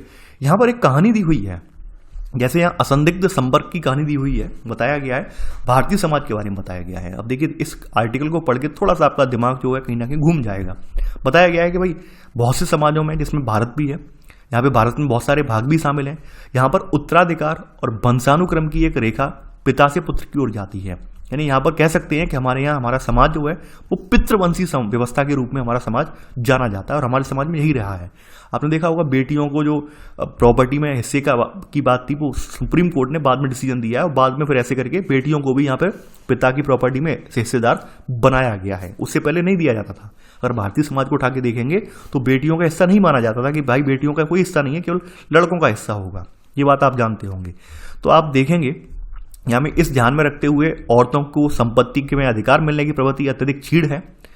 तो भारत सरकार ने क्या किया, यहाँ पर कारगिल का जो युद्ध हुआ था, तो कारगिल के युद्ध में जो भी यहाँ पर सैनिकों की जो पत्नियां थी, तो गवर्नमेंट ने ये प्रावधान किया। अब चूंकि कारगिल युद्ध के बाद यानी कि गवर्नमेंट ने कंपनसेशन तो दिया ही दिया था, उन्हें क्षतिपूर्ति जो भी थी उनकी जो है आर्थिक मदद की थी, तो गवर्नमेंट ने ये सोच लिया था अगर परिवार वालों को करेंगे तो ऑब्वियस सी बात है, आपने देखा हुआ परिवारों में आज भी वही पितृसत्तात्मक चली आ रही है, रिवाज चली आ रही है कि केवल और केवल लड़कों के लिए, लड़कियों के लिए कुछ नहीं है। तो गवर्नमेंट ने सोचा कि भाई ऐसे में इनकी जो पत्नियां हैं उनके साथ अन्याय होगा, तो क्यों ना यहाँ पर कारगिल युद्ध के बाद जो भी यहाँ पर क्षतिपूर्ति धनराशि है वो उनकी विधवाओं को मिलनी चाहिए। यानी गवर्नमेंट ने यहाँ पर कारगिल युद्ध के बाद ये रूल किया कि भाई जो क्षतिपूर्ति मिलेगी उसका एक हिस्सा यहाँ पर यानी कुछ भी उनका जो भी डिसाइड हो हिस्सा, मुझे इतना डीपली इनके बारे में नहीं मालूम है, लेकिन फिर भी ऐसा कहा जाता है कि एक बड़ी राशि जो होती है यानी कि लगभग तीन चौथाई हिस्सा जो होता है लगभग इन्हें मिलता है, यानी इनकी विधवाओं को मिलता है, और बाद बाकी बचा हुआ एक चौथाई जो होता है वो माता पिता को दिया जाता है। शायद ये रूल है आर्मी का, ठीक है। तो ये यहीं से स्टार्ट किया गया था कारगिल से। तो कारगिल के युद्ध के बाद क्षतिपूर्ति राशि ऐसे करके दी गई है। लेकिन अब चूंकि भारतीय समाज आप समझ सकते हैं कितना, मान सकते हैं कि कितना एडवांस है, लेकिन गवर्नमेंट ने जो इनके अवांछित परिणाम है इनका पूर्वानुमान नहीं लगाया था कि भविष्य में क्या परिणाम हो सकते हैं। अब चूंकि विधवाओं के खाते में या विधवाओं के नाम से जो क्षतिपूर्ति धनराशि आई है, तो बहुत सारे लोगों ने क्या किया, बहुत सारे परिवारों में ये हुआ कि विधवाओं को अपने देवरों के साथ, देवर का मतलब जानते हैं पति का छोटा भाई, इसके लिए शादी करने के लिए मजबूर किया गया। कुछ मामलों में ये भी निकल कर आया, कुछ ऐसे मामले पुलिस के सामने गए कि जहां पर देवर और अल्पवयस्क था लेकिन फिर भी उसको उसकी पत्नी ने उसकी भाभी के साथ उसकी शादी करवा दी। ऐसा करवाने के पीछे रीजन क्या था? रीजन यही था क्योंकि परिवार वालों का मानना यह था लड़की के नाम से अगर धनराशि होगी तो कहीं ऐसा ना हो कि लड़की परिवार छोड़कर कहीं और चली जाए, और अगर हम शादी के रूप में बंधन में बांध देंगे तो ऑब्वियस सी बात है पैसा भी हमारे पास रहेगा और हम जो चाहें वो कर सकते हैं। तो आप समझ सकते हैं यहाँ पे, यानी तमाम बार ऐसा होता है कि भाई अवांछित परिणाम वाले किसी अन्य सामाजिक कार्य अथवा ऐसे ही किसी शासकीय फैसले के बारे में आप सोच सकते हैं, नहीं सोच सकते हैं। गवर्नमेंट ने तो ऐसा नहीं सोचा था कि ऐसा भी हो सकता है, लेकिन यहाँ पे ऐसा हुआ। आप समझ रहे हैं, लोगों ने अपने फायदे के लिए समाज की जो परंपरा थी उस परंपरा को ही बदल डाला। ठीक है, तो ये सब चीजें यहाँ पे बताई गई कि लोग अपने मुनाफे के लिए समाज में जो रूल्स हैं या समाज के जो नियम है, कानून, सब कुछ तोड़ देते हैं। यहाँ पर एक यही स्टोरी के रूप में आपको बताने का प्रयास किया गया है। आगे बढ़ते हैं। अगली आपकी हेडिंग है, छठवां आपका पॉइंट है, बौद्धिक विचार जिनकी समाजशास्त्र की रचना में भूमिका है। देखिए, बौद्धिक विचारों की अगर हम बात करें, यानी कि यहाँ पर आप अगर उठा के देखें तो प्राकृतिक विकास के वैज्ञानिक सिद्धांतों और प्राचीन यात्रियों के द्वारा पूर्व आधुनिक सभ्यताओं की खोज से लेकर उपनिवेशी शासकों, इन सब के बारे में यहाँ पर, ठीक है, तो इन सब ने वर्गीकरण किया है। तो ये आपके सामाजिक विकास के विभिन्न चरणों में इन्हें पहचाना जा सकता है। इन सब ने अपनी अपनी जो तर्क या राय रखी है समाज के बारे में, तो आप सामाजिक विकास के विभिन्न चरणों में इन्हें देख सकते हैं। खास करके जो 19वीं सदी है, 19वीं शताब्दी में यहाँ पर कुछ जो आपके समाजशास्त्री हुए हैं, आप देखेंगे, जिन्होंने, जैसे अगस्त कॉम्टे कहा जाता है, अगस्त कॉम्टे हुए हैं, कार्ल मार्क्स हुए हैं, हर्बर्ट स्पेंसर हुए हैं। इन्होंने समाज की जो अवधारणा है, समाज के वर्गीकरण को पुनः दृष्टिगोचर किया, पुनः देखने की कोशिश की है। जैसे इन्होंने पता लगाया है कि समाज के वर्गीकरण का पता लगाया है कि आधुनिक काल से पहले समाजों के प्रकार कैसे थे। शिकारी के होते थे, शिकारी टोलियां होती थी, संग्रहकर्ता यानी भोजन का संग्रह करने वाले होते थे, चरवाहे होते थे, कृषक होते थे, और गैर औद्योगिक सभ्यताएं होती थी। लेकिन जैसे ही आधुनिक समाज विकसित हुआ है, वैसे ही औद्योगिकृत समाज हो गया है। ठीक है, औद्योगिकृत का मतलब क्या होगा, सब पैसे के लिए, सब आर्थिक रूप से पूंजीवाद समाज की ओर उन्मुख हो गए हैं। यहाँ पर यह परिवर्तन देखने को मिलता है, यानी समाज का वर्गीकरण एकदम बदल गया है, वो आपने यहाँ देख सकते हैं। ठीक है, तो यहाँ पर हम ये पाते हैं कि जो क्रमिक विकास हुआ है, क्रमिक विकास के दर्शन में हम यहाँ पर ये देखते हैं, जो पश्चिमी संसार है वो ज़्यादा से आवश्यक रूप से ज़्यादा प्रगतिशील और सभ्य है। यानी कि यहाँ पर हम देख सकते हैं कि यहाँ पे पश्चिमी संसार जो है, आप देखेंगे औद्योगिकरण के संबंध में, तो पश्चिमी हिस्से वाले जो देश हैं वो जल्दी डेवलप हुए हैं। भारतीय वाले हिस्से जो हैं वो आज भी डेवलप नहीं है। यानी भारतीय समाजशास्त्र में भी इस तरह के तनाव को देखा जा सकता है। हालांकि इसके बारे में आपकी जो अगली बुक है क्लास 11th की, उसमें आप पढ़ेंगे। समाज का बोध जो बुक है, वहाँ पर भारतीय समाज के बारे में आप विचारों को पढ़ेंगे। अब डार्विन का सिद्धांत आपने पढ़ा होगा, 11th-12th में पढ़ा होगा, बायोलॉजी में या 9th में पढ़ा होगा। डार्विनवाद कि हर किसी का जन्म होता है, जन्म के बाद संघर्ष करना होता है अपने जीवन स्थापित करने के लिए या जीवन में वजूद बचाने के लिए, वैसी समाज है। ये डार्विन का जो जीव विकास के विचार हैं, उसी तरह समाज शास्त्र के भी विचार हैं, और समाज शास्त्र उन विचारों से पूरी तरह से प्रभावित भी है। ये बताया गया है कि समाज की प्राय जीवित जैववाद से तुलना की जाती है। इसके क्रमबद्ध विकास को चरणों में तलाशने के प्रयास किए जाते हैं। यानी जैसे डार्विन ने, जैसे एक व्यक्ति का विकास हुआ है, एक व्यक्ति का विकास कैसे होता है, कैसे जन्म लेता है, जन्म लेने के बाद कैसे ग्रो करता है, कैसे समाज में संघर्ष करता है, संघर्ष करने के बाद कैसे संतानोत्पत्ति करता है, तो ये सब चीजें डार्विनवाद में समझाई गई थी। वैसे ही समाजशास्त्री भी ये कहते हैं कि समाज का एक पूरा एक जीवित जैववाद है। यानी समाज भी क्रमबद्ध रूप में आगे चलकर विकसित होता है, आगे बढ़ता है, विघटित होता है। ये सब प्रक्रिया यहाँ पर हमें देखने को मिलेंगी। यानी कि यहाँ पर आप देख सकते हैं कि समाज की व्यवस्था के विभिन्न भागों में हम कहीं ना कहीं देखेंगे कि ये सब चीज़ें जो होती हैं, जैसे आप देखेंगे कि निष्पादन में रत हों, सामाजिक संस्थाएं वगैरह हैं, परिवार, स्कूल संरचना, ये कहीं ना कहीं जो समाज का स्त्रीकरण है, इसके अध्ययन को प्रभावित करते हैं। यानी समाज का स्त्रीकरण जो बनता है, इसके अध्ययन को कहीं ना कहीं ये प्रभावित करते हैं। यहाँ पर जो एक ज्ञानोदय आंदोलन हुआ था, ये ज्ञानोदय आंदोलन जो हुआ था, यूरोप का बौद्धिक आंदोलन कहा जाता है, और ये 17वीं शताब्दी के अंतिम वर्षों में हुआ है। यहाँ पर खास करके व्यक्तिवाद पर बल दिया गया है कि भाई व्यक्ति जो है वो किस तरह से अपना उसे जीवन यापन करना चाहिए, किस तरह से व्यक्ति पर फोकस करना चाहिए, व्यक्ति की पसंद नापसंद या व्यक्ति के जीवन स्तर को देखना चाहिए या नहीं देखना चाहिए, ये यहाँ पर डिपेंड करता है ये ज्ञानोदय वाला आंदोलन। क्योंकि उससे पहले के कोई आंदोलन इसलिए नहीं हुए, उससे पहले वाला समाज जो होता था वो राजशाही वाला समाज होता था, और वहाँ पर व्यक्ति की इतनी ज़्यादा महत्ता नहीं दी जाती थी। आप समझ रहे होंगे, वहाँ पर व्यक्ति तमाम दास वगैरह भी होते थे, सब कुछ होते थे। लेकिन यहाँ पर क्या है, 18वीं सदी में आते आते लोग जो है मानव के अधिकारों के बारे में सोचने लगे हैं। ठीक है, मानवीय पहलुओं के बारे में सोचने लगे हैं, मानव के विकास के बारे में सोचने लगे हैं। तो यहाँ पर अब चिंतन जो है लोगों का क्या है, व्यक्तिवाद वाला चिंतन हो गया है। यानी व्यक्ति की गरिमा सर्वोपरि है। ठीक है, तो यहाँ पर वही सब चीज़ें बताई गई हैं। यानी कि यहाँ पर कुछ चीज़ें हैं, गरीबी जो अभी तक एक प्राकृतिक प्रक्रिया के रूप में जानी जाती थी, अब यहाँ पर क्या है, 18वीं शताब्दी में आकर सामाजिक समस्या के रूप में से देखना आरंभ कर दिया गया है, जो कि मानवीय उपेक्षा और शोषण का परिणाम है। ठीक है, और यहाँ पर ये समझा जाने लगा कि इसका निराकरण भी किया जा सकता है। इस तरह की बातें यहाँ पर की जा सकती हैं। अब यहाँ पर कुछ ऐसे यहाँ पर लोग भी निकल कर आए, ऐसे यहाँ पर विद्वान भी निकल कर आए, प्रारंभिक आधुनिक काल के कुछ विचारक हैं, ये इस बात पर सहमत हुए हैं कि ज्ञान में वृद्धि हो जाए तो सामाजिक बुराइयां इसका समाधान हो सकता है। ये बात आप लिख लेना। यहाँ पे तमाम ऐसे विचारक हैं, इनका मानना ये है कि जैसे जैसे समाज जो है विकसित होता जाएगा, समाज जो डेवलप होता जाएगा, तो समाज में मौजूद जो बुराइयां हैं वो भी समाप्त हो जाएंगी। खास करके जो फ्रांसीसी विद्वान जो हैं, तो इन्होंने साफ साफ अगस्त कॉम्टे हैं, इन्होंने कहा है, जो कि समाजशास्त्र के संस्थापक समझे जाते हैं, इनका मानना ये है कि समाजशास्त्र मानव कल्याण में योगदान करेगा। बिल्कुल सही बात है, इनका मानना ये है जैसे जैसे समाज ग्रो करेगा, समाज तरक्की करेगा, समाजशास्त्र मानव कल्याण में योगदान करेगा। ये नोट 2 करके आप लिख लेना। इन्हें समाजशास्त्र का संस्थापक माना जाता है। ठीक है, आगे बढ़ते हैं। अगली हेडिंग आपकी जो है ये है 7वीं हेडिंग है, ये भौतिक मुद्दे जिनकी समाजशास्त्र की रचना में भूमिका है, उनके बारे में हम पढ़ेंगे। यहां पर हम देखेंगे कि भाई औद्योगिक क्रांति के दौरान हमारा समाज कैसे बदला है, कैसे परिवर्तन आया है, वो हम देखेंगे। जैसे औद्योगिक क्रांति आपको पता है ये पूंजीवाद पर आधारित थी यहाँ पर। ठीक है, यानी कि यहाँ पर पूंजीवादी व्यवस्था ही यहाँ पर एकमात्र इनकी शक्ति थी, और पूंजीवाद ने यहाँ पर एक नई अभिवृत्तियाँ लोगों की, यानी कि नई सोचने विचारने का नया ढंग, नई संस्थाएं इनमें सम्मिलित थी। यहाँ पर जो पूंजीवादी वाली व्यवस्था थी, खास करके यहाँ पर ये मुनाफे वाली आशा से यहाँ पे प्रेरित थे। यहाँ पर जो भी व्यक्ति इसमें शामिल थे, जो भी उद्यमी इसमें शामिल थे, उनके अंदर एक ही भाव था कि हमें मुनाफा कमाना है। यहाँ पे पहले वाला भाव नहीं था जैसे आज से पहले के समाज जो रहा करते थे राजा महाराजा वाले, कि हमें साम्राज्य मिलना चाहिए, गद्दी मिलना चाहिए। नहीं, ऐसा नहीं, ऐसा भाव अब यहाँ पर नहीं है। यहाँ पर इन्हें भाव क्या है, प्रॉफिट मिलना चाहिए।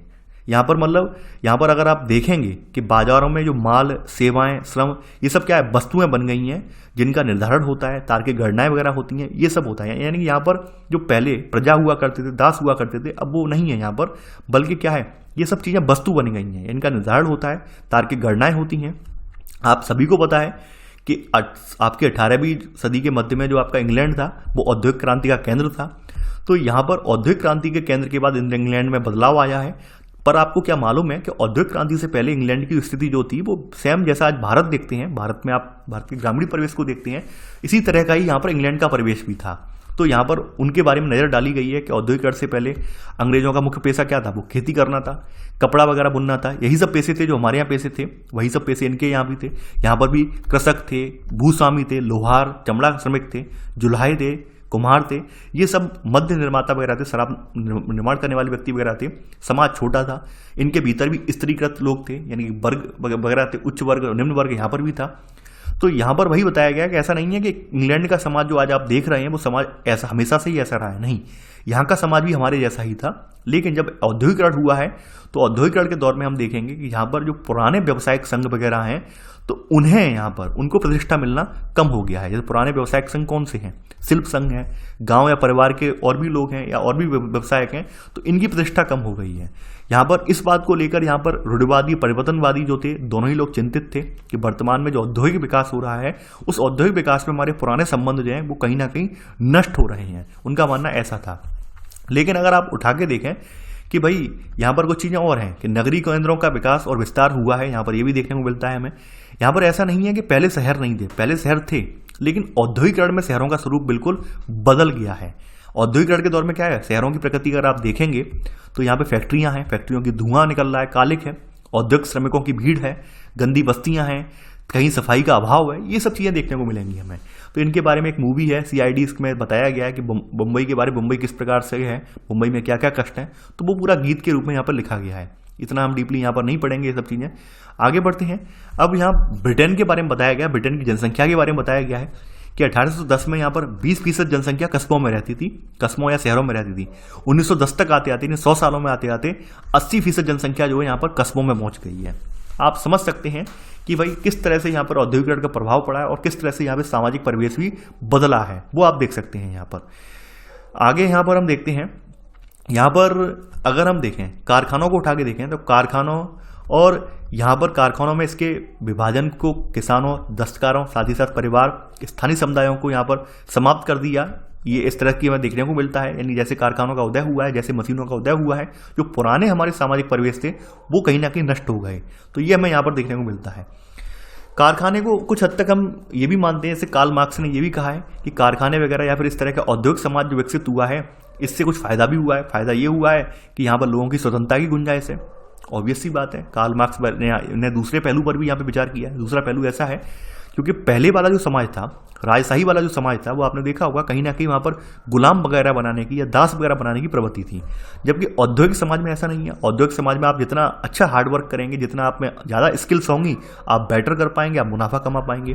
तो यहाँ पर वही बताया इन्होंने, यहाँ श्रमिकों ने बेहतर जिंदगी हेतु सामूहिक कार्य प्रणाली, संगठित प्रयास, दोनों चीज़ें सीखी हैं और इनके अंदर कहीं ना कहीं स्वतंत्रता की भी गुंजाइश बनी हुई है। दूसरी बात, औद्योगिकरण के आने से और क्या हुआ? औद्योगिकरण के आने से ये हुआ कि लोग समय की महत्ता को जान पाए हैं। जैसे क्या है, यहाँ पर आप देखेंगे कि जो खेतिहर और औद्योगिक मजदूर वगैरह हैं, तो इनकी बढ़ती हुई संख्या क्या है, अपने आप को घड़ी कैलेंडर के अनुसार डालना स्टार्ट कर दिया कि कब छुट्टी पड़ रही है, कब हमें उस छुट्टी वाले दिन ये काम निपटाना है, कब कब फैक्ट्री का वर्किंग आवर है, वर्किंग आवर में कैसे काम करना है। जबकि इससे पहले का अगर आप टाइम उठा के देखें तो पहले के समय में समय की कोई बात ही नहीं होती थी। लोग जी तोड़ मेहनत करते थे, यानी दिन के उजाले से लेकर रात के अंधेरे तक उन्हें आराम का समय भी नहीं मिलता था।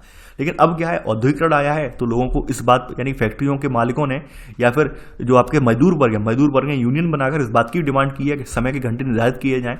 तो हमें यहाँ परिवर्तन एक देखने को ये मिलता है कि यहाँ पर कारखानों के उत्पादन ने श्रम को समकालिक बना दिया, यानी एक समान समय रहेगा। ऐसा नहीं है कि कोई व्यक्ति 10 घंटे काम करेगा, कोई व्यक्ति 12 घंटे काम करेगा, नहीं, सब एक जैसे काम करेंगे। यानी यहाँ पर समय की पाबंदी वाली चीज़ यहाँ पर निकल कर आई है। एक तरह की स्थिर रफ्तार देखने को मिलेगी, कार्य करने के निश्चित घंटे हैं, ठीक है, कि कितने हफ्ते में कितने दिन कार्य होगा, ये सब चीज़ें यहाँ पर निकल कर आई हैं। तो कहीं ना कहीं बहुत सारी चीज़ें अच्छी भी हुई हैं, बहुत सारी चीज़ें बुरी भी हुई हैं। तो यहाँ पर कुछ अच्छे फायदे भी गिनाए गए हैं, औद्योगिकरण के कुछ अच्छे फायदे भी गिनाए गए हैं कि समाज में इस तरह से लोग समय के पाबंद हो गए हैं। आगे बढ़ते हैं। यहाँ पर अगली हेडिंग आप ये बता रही है कि हमें यूरोप में समाजशास्त्र के आरंभ और विकास को क्यों पढ़ना चाहिए। इसका साफ साफ सा जवाब यहाँ पर लिखा हुआ है। रीजन ये है कि क्योंकि हमारा जो भारत है वो अंग्रेजों का उपनिवेश रहा है, तो अंग्रेजों का उपनिवेश रहने के नाते हमारे यहाँ अंग्रेजी पूंजीवाद और उपनिवेशवाद का गहरा असर पड़ा है और कहीं ना कहीं भारतीय समाजों में उसका असर आपको आज भी देखने को मिलता है। इसलिए हमें सबसे पहले यूरोप में जो समाजशास्त्र का उदय जो हुआ है वहाँ से पढ़ना चाहिए। साफ साफ आपको यहाँ पर उत्तर मिल गया होगा। आगे बढ़ते हैं। यहाँ पर अब जैसे कुछ चीज़ें बताई गई हैं, यहाँ पर कुछ चीज़ों के नाम लिए गए हैं। यहाँ पर कैसे हमारे भारतीयों को किस तरह से ये लोग लेकर ले गए हैं, जैसे मॉरिशस वगैरह में हैं और जगहों पर ले गए हैं, तो वो सब चीज़ें बताई गई हैं। उनके बारे में आप पहले भी पढ़ चुके हैं, ठीक है। अगली आपकी जो हेडिंग है ये है भारत में समाजशास्त्र का विकास कैसे हुआ। देखिए, आप सभी को पता है कि भारत में जो समाजशास्त्र का विकास हुआ है वो जो उपनिवेशवाद है, उपनिवेशवाद वाले टाइम में हुआ है। यानी उपनिवेशवाद के दौरान ही हमारे यहाँ औद्योगिकरण की बुनियाद भी रखी गई थी। उसी दौरान हमारे समाज में के बारे में चीज़ें लिखी गई हैं। जैसे यहाँ पर आप देखते होंगे बहुत सारी चीज़ों के बारे में हमें, ठीक है, तो यहाँ पर बहुत सारी जो समाजशास्त्र की अवधारणा है उनके बारे में जो लिखित दस्तावेज वगैरह हैं या फिर भारत में हो रहे परिवर्तनों को समझने के लिए उनको पढ़ना प्रासंगिक सा लगता है। यानी हमारे पश्चिम के जो जितने भी दस्तावेज लिखे हुए हैं समाज के ऊपर, क्योंकि पश्चिम के जो दस्तावेज जो लिखे गए हैं समाज के ऊपर, समाजशास्त्रियों ने जो दस्तावेज या अध्ययन लिखे हैं वो कहीं ना कहीं एक औद्योगिक समाज में क्या क्या समाज निकल कर आया है, क्या क्या आधुनिक समाज की परेशानी है, उन सबको देखते हुए लिखे हैं। सेम यही हाल भारत में भी था, तो कहीं ना कहीं वो दस्तावेज जो है वो भारत में भी प्रासंगिक हैं। यानी औद्योगिकरण का असर भारत में भी उतना ही हुआ है जितना कि आप यूरोप वगैरह में देखते हैं, जितना पश्चिम में देखते हैं। तो कार्ल मार्क्स ने ईस्ट इंडिया कंपनी के बारे में लिखा है कि भारत जो कभी पिछले समय में विश्व की एक महान कपास उत्पादन कार्यशाला थी, अब इंग्लिश धागों और सूती सामान से भरा पड़ा है। यानी बताया है कि किस तरह से भारत का जो प्राचीन व्यापार है, वो स्वदेशी व्यापार है, वो नष्ट हो गया है और केवल यहाँ पर यूरोपीय व्यापार का आधिपत्य हो गया, वो बताया है इन्होंने, ठीक है। तो ऐसे में ऑब्वियस सी बात है, आप सोच सकते हैं कि यहाँ पर भारतीय समाज की रचना में भी परिवर्तन आया है। तमाम आपने ये चीज़ें पढ़ी होंगी कि तमाम जो बुनकर थे वो भुखमरी की कगार पर आ गए थे। बुनकर वगैरह जो होते हैं मजदूर बनकर रह गए थे, दिहाड़ी मजदूर बनकर रह गए थे। तो ये चीज़ें आपने देखी होंगी कि व्यापार में परिवर्तन आया है, तो भारतीय समाज में किस तरह से परिवर्तन आए हैं, भारतीय सामाजिक व्यवस्था किस तरह से परिवर्तित हुई है, तो वो सब चीज़ें हम देखेंगे यहाँ पर। अब यहाँ पर कुछ चीज़ें और बताई गई हैं। जैसे बताया गया है कि भारत में समाजशास्त्र को भारतीय समाज के बारे में पश्चिमी लेखकों द्वारा लिखित दस्तावेजों विचारों से जूझना पड़ता है, जो कि हमेशा सही नहीं होते हैं। ऐसा इसलिए कहा गया है क्योंकि पश्चिम की नज़र में भारत जो है बहुत पिछड़ा हुआ दिखाया गया है। भारत के बारे में जो पश्चिमी विद्वान वगैरह हैं, पश्चिमी लेखक वगैरह हैं, उन्होंने कभी भी अच्छा नहीं लिखा। उन्होंने हमेशा भारत की जो है आलोचना ही की है। जैसे एक एग्जाम्पल के तौर पर बताया गया है कि समकालीन जो विक्टोरिया कालीन विकास या विचार से सहमत रखने वाले लोग हैं, तो उनकी नज़र में जो पाश्चात्य लेखक ये लिखते हैं कि भारतीय गांव जो हैं, भारतीय गांव को अवशेष के रूप में इन्होंने देखा है। इनका मानना यह है कि भारत के गांव आज भी जो है समाज की शैशवावस्था में है, समाज की प्रारंभिक अवस्था में है, जबकि यूरोप के जो गांव हैं वो इनका अतीत हैं। कहने का मतलब क्या है कि यूरोप के गांव में ये सब चीज़ें बहुत पुराने समय में हो चुकी हैं, हजारों साल पहले ये सब चीज़ें हो चुकी हैं, जबकि भारत के गांव में ये स्थितियां आज भी देखने को मिल रही हैं। यानी कहने का मतलब ये है कि भारतीय समाज के जो गांव हैं वो आज भी प्रारंभिक अवस्था में, आज भी आधुनिक अवस्था को प्राप्त नहीं कर पाए हैं। तो कहीं ना कहीं जो यूरोपीय चिंतक हैं, यूरोपीय समाजशास्त्री हैं, वो भारत को बड़ा ही यहाँ पर दबे कुचले नजरिए से देखते हैं, बड़ा ही पिछड़े नजरिए से देखते हैं। तो इस बात को लेकर अक्सर जो है टकराव होता है। देखिए, औपनिवेशिक विरासत वाले जो भी देश थे, यानी कि भारत या फिर कोई और भी देश, यहाँ पर एक दूसरी चीज़ और निकल कर आती है वेस्टर्न जो थिंकिंग के बारे में, कि यहाँ पर समाजशास्त्र और सामाजिक मानव विज्ञान में यहाँ पर अंतर किया जाता था। यानी कि हम यहाँ पर देखेंगे कि यहाँ पर एक स्तर के रूप में यहाँ पर ये वेस्टर्न वाले, पश्चिमी सोच वाले जो समाजशास्त्री वगैरह थे, तो इन दोनों में अंतर करते थे। समाजशास्त्र में सामाजिक मानव विज्ञान के तहत भी अंतर करते थे और समाजशास्त्र में भी अंतर करते थे। जैसे समाजशास्त्र की एक परिभाषा दी गई है यहाँ पर कि मानव समूहों और समाजों का अध्ययन जिसमें औद्योगिकृत विश्व के विश्लेषण पर पर्याप्त बल दिया गया है। ये पाश्चात्य जो चिंतक हैं, पाश्चात्य समाजशास्त्री हैं, उनके नजरिए में ये समाजशास्त्र की परिभाषा है। वहीं सामाजिक मानव विज्ञान क्या होता है? सामाजिक मानव विज्ञान की अगर हम बात करें तो सामाजिक मानव विज्ञान एक स्तरीय पाश्चात्य परिभाषा, यानी इसकी ये है कि गैर पश्चिमी साधारण समाजों यानी दूसरी संस्कृतियों का अध्ययन सामाजिक मानव विज्ञान के तहत आता है। यानी दोनों परिभाषाएं आप देखेंगे ये पश्चिमी चिंतकों की दी हुई परिभाषाएं हैं। अगर हम इन दोनों परिभाषाओं को अपने भारतीय समाज से कंपेयर करें तो हम ये पाते हैं कि भाई हमारे यहाँ तो विभिन्न संस्कृतियाँ वगैरह हैं, तो ये कहीं ना कहीं परिभाषा सेकंड वाली तो पूरी तरह से निरर्थक हो जाएगी, कोई मतलब ही नहीं रह जाएगा। क्योंकि हमारे यहाँ समाज में आप देख सकते हैं, हमारे यहाँ क्षेत्रीय बताया गया। देखिए, एक व्यक्ति हैं, इन्होंने अपनी अपनी बात कही है, जैसे AMN श्रीनिवास हैं, इन्होंने कहा है हमारे यहाँ क्षेत्रीय, भाषाई, धार्मिक, पंथ, सजातीय, जाति के साथ और ग्रामीण, शहरी, ऐसे बहुत सारे असंख्य समाज बने हुए हैं।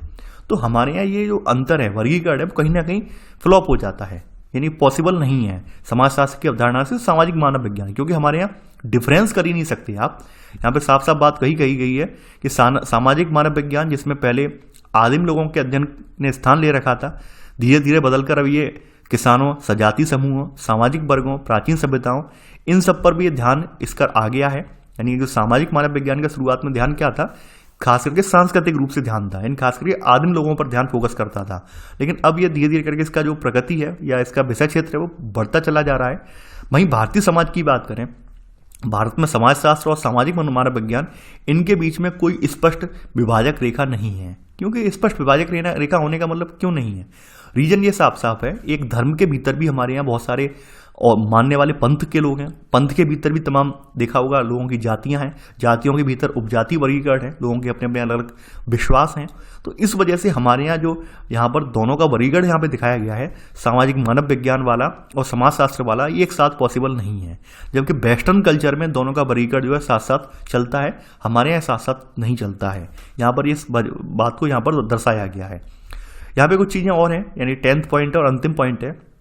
यहाँ पर बताया गया है कि समाजशास्त्र का विषय क्षेत्र और अन्य सामाजिक विषयों विज्ञानों से इसका संबंध कैसा है। देखिए, यहाँ पर समाजशास्त्र केवल समाज के मुद्दों पर ही ध्यान आकर्षित नहीं करता है, बल्कि ये दुकानदार और ग्राहक के बीच, अध्यापक विद्यार्थी के बीच, मित्र के बीच, परिवार के सदस्यों के बीच, इन सब के अंतःक्रिया को अपना केंद्र बिंदु बना सकता है। यानी इन सब के बीच में जो भी इंटरेक्शन हो रहा है और क्या क्या इंटरेक्शन के बाद रिजल्ट निकल कर आ रहा है, उन सबको ये अपना केंद्र बिंदु बना सकता है। यहाँ पर इसका दायरा लगातार बढ़ता जा रहा है। यहाँ पर ये राष्ट्रीय मुद्दे जैसे बेरोजगारी का है, जाति संघर्ष है, जनजातियों के लिए वानिकी संसाधनों पर अधिकार है, वन्य संसाधनों पर अधिकार, इन सबको भी अपना केंद्र बिंदु बना सकता है।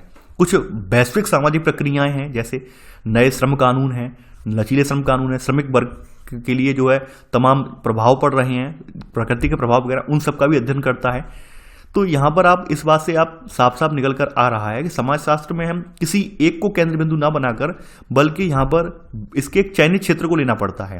यानी यहाँ पर साफ साफ लिखा गया है कि समाजशास्त्र विषय इससे परिभाषित नहीं होता है कि वह क्या अध्ययन करता है, बल्कि इससे यह परिभाषित होता है कि वह एक चयनित क्षेत्र का अध्ययन कैसे करता है। यानी समाजशास्त्र किसी एक टॉपिक का अध्ययन नहीं करता है, यहाँ पर जो भी टॉपिक उठा लिया जाता है उसका अध्ययन डीपली करता है, ये निकल कर आ रहा है यहाँ पर। ठीक है, तो ये बात हम यहाँ पर समझ रहे हैं। अब इसका विभिन्न विषयों के साथ संबंध दिखाया गया है, कैसे कैसे संबंध है। जैसे यहाँ पर बताया गया है कि भाई समाजशास्त्र के सामाजिक विज्ञानों के समूह हैं, जैसे मानव विज्ञान है, अर्थशास्त्र है, राजनीतिक विज्ञान है, इन सब में ये शामिल है। तो वो हम देखेंगे वन बाई वन करके। सबसे पहले बात कर लेते हैं समाजशास्त्र और अर्थशास्त्र का क्या संबंध है। देखिए अर्थशास्त्र का, अगर आप अर्थशास्त्र की अवधारणा जानते हो तो यहाँ पर आप जानते हैं अर्थशास्त्र में हम वस्तुओं और सेवाओं के उत्पादन और वितरण का अध्ययन करते हैं। ठीक है, अब यहाँ पर कुछ चीज़ें और आ जाती हैं, डिमांड एंड सप्लाई आ जाती है, प्राइस आ जाता है यानी कीमत, मांग और पूर्ति, मुद्रा प्रवाह आ जाता है, आगत निर्गत, इन सब का अनुपात आ जाता है। ये परंपरागत अर्थशास्त्र में यही आता है और खास करके अर्थशास्त्र के दायरे से हम सब यही सोचते हैं। ठीक है, लेकिन सामाजिक यानी अगर आप इसे समाजशास्त्र के दायरे से देखेंगे तो यहाँ पर समाजशास्त्र जो है, यहाँ पर इसके उपागम जो है यहाँ पर ये आर्थिक व्यवहार को सामाजिक मानकों, मूल्यों, व्यवहारों और हितों के व्यापक परिप्रेक्ष्य में ये दिखते हैं। कहने का मतलब क्या है कि मान लीजिए किसी वस्तु की कीमतें अगर बढ़ रही हैं, मान लीजिए गेहूं का प्राइस है लगातार बढ़ रहा है, तो गेहूं के प्राइस बढ़ने से समाज में किस प्रकार का यहाँ पे मैसेज जाएगा, समाज में किस तरह की समस्याएं क्रिएट होंगी, ये इस बात का अध्ययन यहाँ पर ही कर रहा है। समझ रहे हैं आप? मान लीजिए अर्थशास्त्र के दायरे में रहकर कुछ चीज़ें, ये भी हो सकता है कुछ की वजह से लोगों को परेशानी हो रही हो, कुछ की यानी कोई चीज़ मान लीजिए आपके लिए 20 रुपये किलो के हिसाब से सस्ती लग रही है। भाई 20 रुपये किलो के हिसाब से एक व्यक्ति जिसका 5 बच्चों का परिवार है उसके लिए 20 रुपये किलो के हिसाब से अनाज खरीदना बड़ा ही मुश्किल काम है। तो यहाँ पर कहीं ना कहीं इन सब चीज़ों का अध्ययन ये समाजशास्त्र के दायरे में रहकर किया जाता है। अर्थशास्त्र में होने वाले परिवर्तन या आपके आर्थिक सामाजिक क्रियाकलाप हैं उनका समाज पर क्या प्रभाव पड़ रहा है, तो वो सब अध्ययन ये यहाँ पर समाजशास्त्र के दायरे में रहकर ही किया जाता है। ये तमाम बार क्या होता है, आलोचना करता है, प्रश्न पूछता है। यहाँ पर यानी सामान्यतः समाजशास्त्र क्या है, अर्थशास्त्र के विपरीत तकनीकी समाधान प्रस्तुत नहीं करता है, बल्कि ये क्या करता है, प्रश्न करता है, आलोचनात्मक दृष्टिकोण देता है और यहाँ पर निष्कर्ष निकल कर आता है कि क्या वास्तव में सही है या गलत है। जैसे आपने देखा होगा कि अभी हाल में ही किसान बिल लाया गया है, तो किसान बिल का तमाम जगह विरोध भी हो रहा है, जबरदस्त विरोध हो रहा है। तो विरोध क्यों हो रहा है? विरोध इसलिए हो रहा है कि क्या वो वास्तव में जो किसान बिल है वो समाज के लिए हितैषी नहीं है, क्या केवल पूंजीपतियों के लिए ही है वो? इस तरह की बातें निकल कर आ रही हैं। तो सबके अपने अपने मत हैं, जहाँ कहीं भी डिस्प्यूट है गवर्नमेंट उसे सुलझाने की कोशिश भी कर रही है, आप देख रहे होंगे आप। तो यहाँ समाजशास्त्र का एक अहम रोल है अर्थशास्त्र में भी। आगे बढ़ते हैं, समाजशास्त्र राजनीतिक विज्ञान के रूप में। देखिए समाजशास्त्र अगर राजनीतिक विज्ञान में अगर हम देखें तो अगर राजनीतिक विज्ञान के दो पहलू देखें तो यहाँ पर दो ही तत्व निकल कर आते हैं। जैसे राजनीतिक विज्ञान में क्या क्या निकल कर आती हैं, एक तो राजनीतिक सिद्धांत है, दूसरा है सरकारी प्रशासन। यहाँ पर दोनों में ही हम देखें तो यहाँ पर व्यवहार का अध्ययन नहीं किया जाता है, यानी राजनीतिक व्यवहार का अध्ययन हम डीपली नहीं करते हैं। जबकि यहाँ पर आपका समाजशास्त्र क्या है, यहाँ पर राजनीतिक व्यवहार यानी खास करके जो पार्टी वगैरह, पार्टी पॉलिटिक्स वगैरह है, इससे मानव के व्यवहार पर क्या असर पड़ता है, जाति, जेंडर वगैरह इनकी भूमिका से क्या असर पड़ता है, इन सब का हम यहाँ पर अध्ययन कर रहे हैं। ठीक है, देखिए मैं यहाँ पर धीरे धीरे ओवरव्यू दे दे रहा हूँ केवल, क्योंकि इतना ज़्यादा आपके लिए ये इंपॉर्टेंट नहीं है। ठीक है, जैसे कुछ चीज़ें ये बताई गई हैं, इतना ज़्यादा ये इंपॉर्टेंट नहीं है जितना डीपली पढ़ने की आप सोच रहे हैं। ठीक है, तो यहाँ पर ये सब चीज़ें वही बार बार रिपीट की गई हैं, तो इन्हें मैं आपको धीरे धीरे डिस्क्राइब कर दे रहा हूँ, स्क्रॉल डाउन कर दे रहा हूँ, आप पढ़ लेना पॉज करके, ज़्यादा कोई इंपॉर्टेंट ये नहीं है।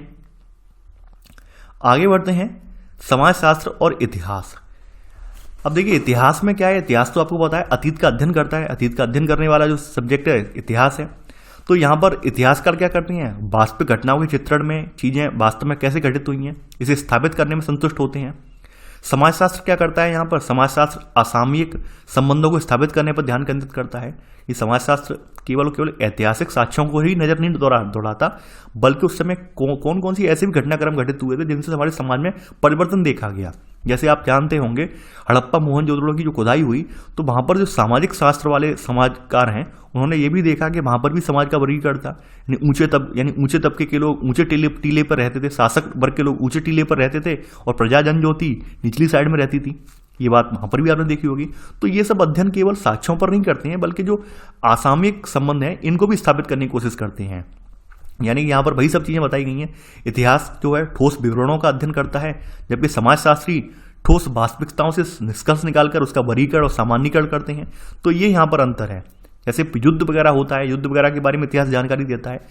समाजशास्त्र क्या करता है, युद्ध से क्या असर पड़ा है, युद्ध से क्या क्या परिवर्तन आए हैं, समाज किस तरह से परिवर्तित हुआ है, महिलाओं की स्थिति में क्या परिवर्तन आया है, ये सब चीज़ों पर भी फोकस करता है। तो ये यहाँ पर बताया गया है। ठीक है, खास करके जो इतिहास के संदर्भ में ये युद्ध एवं राजतंत्रवाद ये सब मुद्दे वगैरह हैं, इन सब का भी यहाँ पर अध्ययन ये करता है। मनोविज्ञान, देखिए आप लोग जानते होंगे समाजशास्त्र में जो केंद्र बिंदु के रूप में हम किसे रखते हैं, मानव को रखते हैं। तो मनोविज्ञान में भी क्या है कि व्यक्ति की पसंद नापसंद यानी व्यक्ति का जो व्यवहार है, मनोविज्ञान में क्या है, व्यवहार के विज्ञान के रूप में इसे परिभाषित करते हैं यहाँ पे, जो कि व्यक्ति से संबंधित है। अब चूंकि व्यक्ति जो है एक सामाजिक प्राणी है, सामाजिक प्राणी होने के नाते उसका व्यवहार हर जगह एक जैसा नहीं रहता है, बदलता रहता है, समाज के अनुरूप बदलता रहता है। तो ऐसे में यहाँ पर जो मानव विज्ञान है, मानव विज्ञान के साथ भी इसका समाजशास्त्र का अध्ययन किया जाता है, क्योंकि जो मानव का परिवर्तनशील व्यवहार है या परिवर्तनशील जो व्यवहार के कारण हैं, उन सब कारणों पर समाजशास्त्र यहाँ पर गहरी नज़र दौड़ाता है। जैसे एक एग्जाम्पल के तौर पर बताया गया है यहाँ पर, जैसे एक व्यक्ति हुए हैं यहाँ पर समाजशास्त्री जो है, दुर्खाइम नाम है इनका। तो इन्होंने आत्महत्या पर अपना एक समाजशास्त्र की एक सोच यहाँ पे जो है यहाँ पे प्रस्तुत की है, समाजशास्त्री की धारणा प्रस्तुत की है। तो यहाँ पर इन्होंने बताया है कि व्यक्ति कैसे आत्महत्या के लिए प्रेरित होता है, इन सब में कैसे समाज का एक रोल है उसे आत्महत्या के लिए उकसाने के लिए वगैरह के लिए। तो वो सब चीज़ें इन्होंने यहाँ पर बताई हैं। ठीक है, तो कहीं ना कहीं ये मनोविज्ञान से भी संबंधित है, सामाजिक मानव विज्ञान से कैसे संबंधित है, सामाजिक मानव विज्ञान से ऐसे संबंधित है, ये तमाम सांस्कृतिक रूप से जो हमारे कारक हैं, जो कि किसी के व्यवहार में या किसी के समाज को परिवर्तन में महत्वपूर्ण भूमिका निभाते हैं, तो ये उनका एकदम पास से अध्ययन करता है, एकदम निकट से अध्ययन करता है। तो ऐसे करके ये सामाजिक शास्त्र जो है विभिन्न क्षेत्रों में अपना अपना अध्ययन पेश करता है। तो ऐसे करके आपका ये चैप्टर यहाँ पर आप देखते हैं, यहाँ पर ये समाप्त हो जाता है। ठीक है, यहाँ पर हमने कोशिश यही की है कि आपको इसका मूल अर्थ समझ में आए, क्योंकि चैप्टर की जो प्रगति थी निबंधात्मक थी और काफ़ी ज़्यादा डीपली लिखा गया था चैप्टर ये। ठीक है, मैं इसका देखिए लिंक जो है मैं आपको टेलीग्राम पर शेयर कर दूंगा, आप लोग परेशान ना हो। ठीक है, तो चलिए आज के लिए बस इतना ही। आई होप आपको ये लेक्चर पसंद आया होगा, आपको यहाँ पर इसका जो मूल अर्थ है वो समझ में आ गया होगा। तो आज के लिए बस इतना ही। Thanks for watching. जय हिंद।